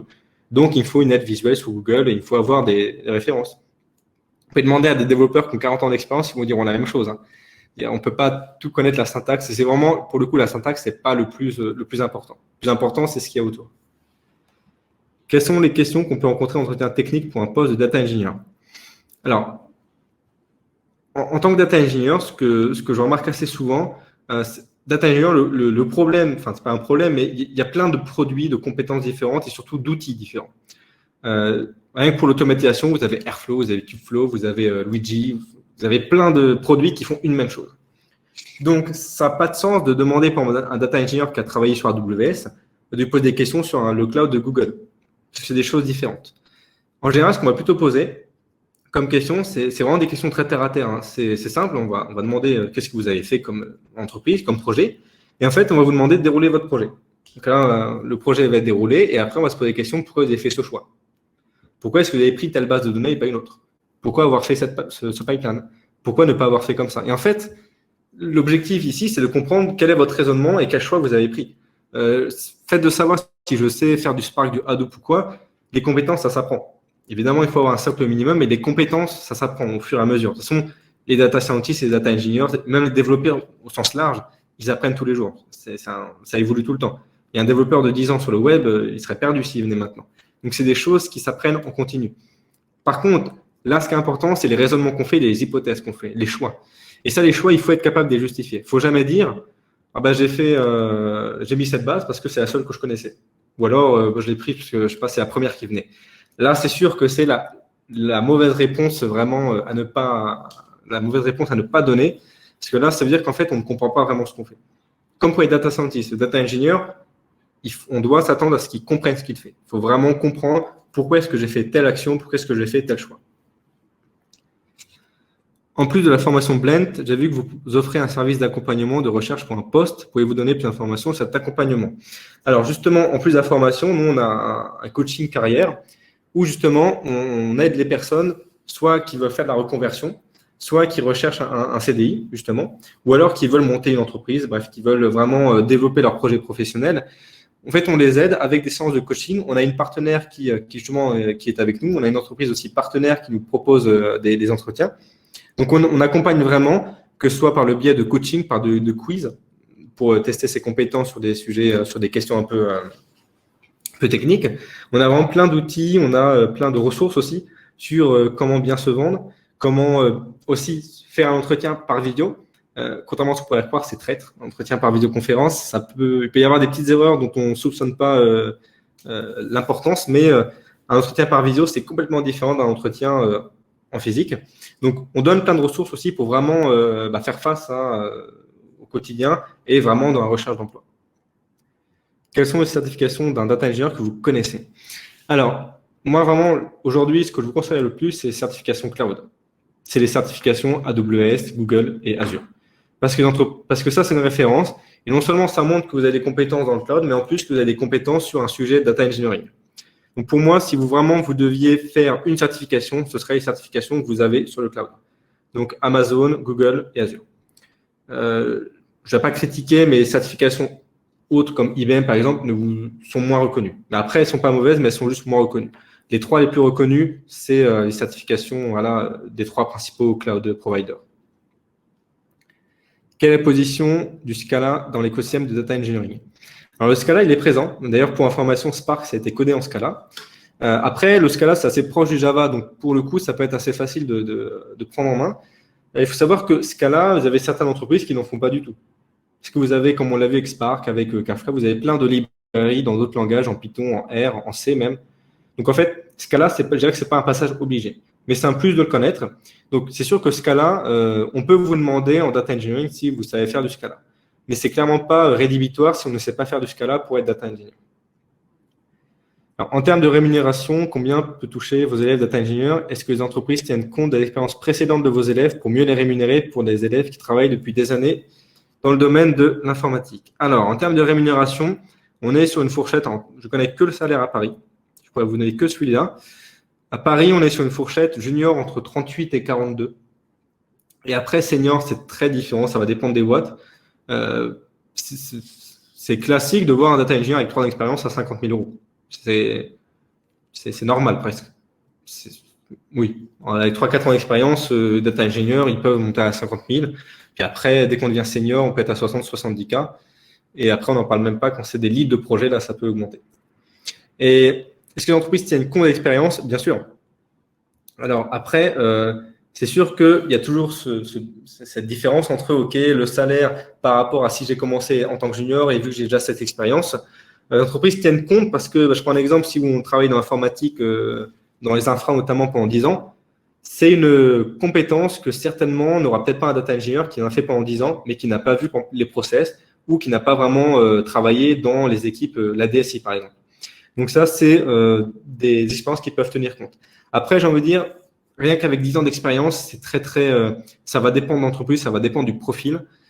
C'est compliqué de faire une généralité avec 10 ans d'expérience. En tout cas, je sais qu'à l'embauche, pour les juniors, c'est ça. Pour quelqu'un qui a l'expérience, il n'y a pas de raison. Si surtout qu'il a déjà les compétences en programmation, en administration système ou en infra, ça peut être très facile de switcher sur le big data et donc de justifier en fait le salaire qui sera plus élevé qu'un junior ou un salaire qui sera aussi élevé que quelqu'un qui a commencé en tant que data engineer il y a 3-4 ans, bien sûr. Et la certification CCA de Cloudera, alors ça, pour le coup, je ne connais pas vraiment cette certification. Donc, je ne pourrais pas vraiment donner plus d'indications. À quel degré les marketing managers doivent maîtriser la data sur le plan expertise et sur la vue d'ensemble? Alors, les marketing managers, je dirais que c'est bien de comprendre déjà la donnée, d'où elle vient, comment elle a été collectée, comment est-ce qu'elle a été produite. Ils ne doivent pas maîtriser les modèles de machine learning. À part les data scientists et quelques data engineers, on n'a pas besoin de savoir comment fonctionne un modèle, c'est quoi les mathématiques qu'il y a derrière. Le plus important quand on fait des projets data, déjà, question qui peut paraître toute bête, mais c'est d'où vient la donnée. C'est vraiment d'où vient la donnée, comment est-ce qu'elle a été collectée et quelle fiabilité il y a dedans. Et vous avez des données, des fois, vous pouvez avoir des dizaines de gigaoctets de données, mais qui ne sont absolument pas utilisables, qui ne sont pas propres, qui ne sont même pas fiables. Donc, en fait, le plus compliqué, je dirais, en entreprise, ce que j'ai vu, ce n'est pas tellement les problématiques techniques. Des fois, c'est ces problématiques d'habilitation. Est-ce qu'on a le droit ou pas d'accéder à cette donnée? Est-ce que cette donnée, on sait d'où elle vient concrètement? Est-ce qu'on a les outils? Est-ce qu'on a les référentiels aussi? En entreprise, des fois, vous avez des tables, on vous donne des tables, des accès. Vous avez 50 tables, vous n'avez aucun document technique, aucun référentiel ou documentation. Alors, ça peut être compliqué un petit peu de savoir exactement à quoi correspond cette colonne, comment est-ce qu'il faut faire. Donc, en fait, dans l'entreprise, le plus compliqué, c'est là où on attend le data engineer aussi, c'est de consolider tout ça. Et vraiment d'avoir une gouvernance de données un peu efficace, de savoir réellement le parcours de la donnée, d'où elle vient et comment est-ce qu'on peut avoir de la fiabilité dedans. Donc, évidemment, pour le marketing manager, ce sera toujours un plus. Ce n'est pas indispensable, mais ce sera toujours un plus d'avoir une idée sur toutes ces données. Sur quelle base un data engineer obtient les données pour pouvoir collecter et traiter? Alors, très souvent, ce sera les data lakes. Parce que data lake, c'est les données les plus brutes. Elles ont subi très peu de traitement. Et c'est souvent là où les process ETL ils interviennent. Parce qu'en fait, on a besoin d'extraire le data lake pour le mettre dans un data warehouse. L'autre cas où ça intervient, par exemple, c'est quand il faut automatiser certaines choses. Par exemple, lorsqu'on veut automatiser des modèles de machine learning, bon, bah là, on va requêter sur des bases propres, data warehouse, mais du coup, on va aussi alimenter d'autres bases. Par exemple, on va alimenter des bases de versionning de modèles qui vont justement traquer quelle version du modèle de machine learning on a exécuté, laquelle est actuellement en production, ce genre de choses. Donc, en fait, il requête sur plein de bases différentes. C'est là aussi une des demandes de pourquoi le data engineer doit être à l'aise avec plein d'outils big data. C'est qu'en fait, ce n'est pas souvent une base SQL ou une base NoSQL, c'est plusieurs bases. Ce qui rajoute une complexité. C'est compliqué de requêter sur plusieurs bases, déjà parce que ce n'est pas le même langage, et parce qu'en plus, ce n'est pas forcément les mêmes périmètres de données. Il y a des bases, par exemple, ça va être une entreprise en France, d'autres bases, ça va être une entreprise au niveau mondial. Donc, il faut en plus filtrer, il faut vérifier le périmètre des données. Ce n'est pas simple en pratique. Quel type de bases de données NoSQL sont conseillées à apprendre? Moi, j'en vois deux principalement. Les bases orientées colonnes et documents. Colonnes, les plus faciles pour moi, c'est BigQuery, parce que ça coûte pas cher sur Google et c'est facile à mettre en place. Cassandra, parce qu'on le retrouve beaucoup en entreprise. HBase, dans une moindre mesure. Et orienté documents, le plus connu, c'est MongoDB. MongoDB, c'est vraiment pratique. C'est une base de données orientée documents, mais je pense que les deux types que je conseillerais d'apprendre, c'est BigQuery parce que le coût d'entrée est très facile. C'est pas très compliqué, BigQuery, c'est intéressant. Et MongoDB parce que les bases orientées documents, c'est sympa. C'est assez intéressant parce que c'est pas du tout la même. C'est vraiment un peu comme des fichiers, les bases orientées documents. C'est comme des JSON qui sont dans des collections. Donc c'est vraiment un autre état d'esprit. Donc c'est assez intéressant. Donc moi je conseille vraiment les deux. Tester BigQuery parce que l'avantage c'est qu'avec en plus on peut faire du SQL sur BigQuery, ça c'est pas mal. Ce qu'on peut pas faire sous Cassandra par exemple. Ça c'est un plus. Et MongoDB parce que avec les documents vraiment on peut faire plein de choses. On peut vraiment tout stocker. Après il suffit. La difficulté c'est de bien architecturer. Mais voilà, c'est vraiment les deux bases de données que je conseille d'apprendre si vous voulez vous lancer dedans.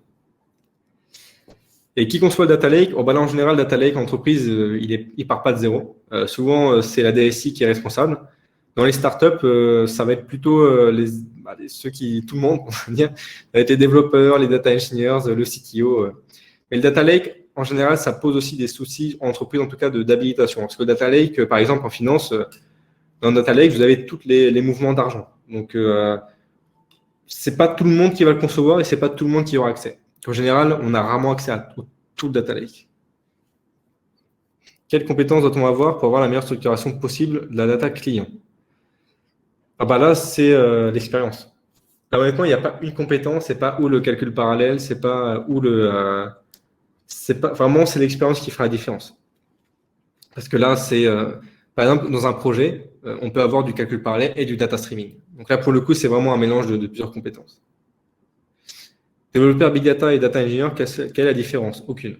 Pour moi, développeur Big Data, c'est la même chose. Il n'y a pas vraiment je vois pas de différence entre les deux, en tout cas.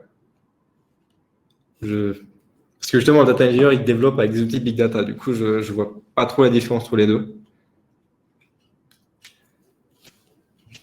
OK. Bon, bah écoutez, merci beaucoup à tous, hein. Il y avait beaucoup de questions. J'espère que ça vous a plu en tout cas. Merci en tout cas d'avoir été là ce soir. Ça m'a fait plaisir parce que dans le dernier workshop, c'était avant les vacances. Donc, bah, merci beaucoup à tous. Encore une fois, j'espère que ça vous a plu. N'hésitez pas, le replay sera disponible. N'hésitez pas à revoir s'il y a des choses que vous n'avez pas très bien compris. Le collab, voilà, je vois quelqu'un qui l'a remis, mais n'hésitez pas, le collab, il sera aussi disponible, donc le notebook pour pouvoir exécuter. Et si jamais vous avez envie d'en savoir plus sur nous, sur ce qu'on fait, sur Blend, n'hésitez pas à voir notre site. On propose des formations de data engineer et data scientist. Et même, je ne vais pas le dire, mais peut-être d'autres métiers par la suite. Donc, n'hésitez pas à nous faire une petite visite. Et puis, on fera d'autres workshops. Donc, n'hésitez pas à venir aussi aux autres workshops. Vous êtes bien sûr les bienvenus. Voilà, je vous remercie beaucoup et je vous souhaite à tous une très bonne soirée. Et j'espère qu'on se reverra très bientôt. Bonne soirée à tout le monde.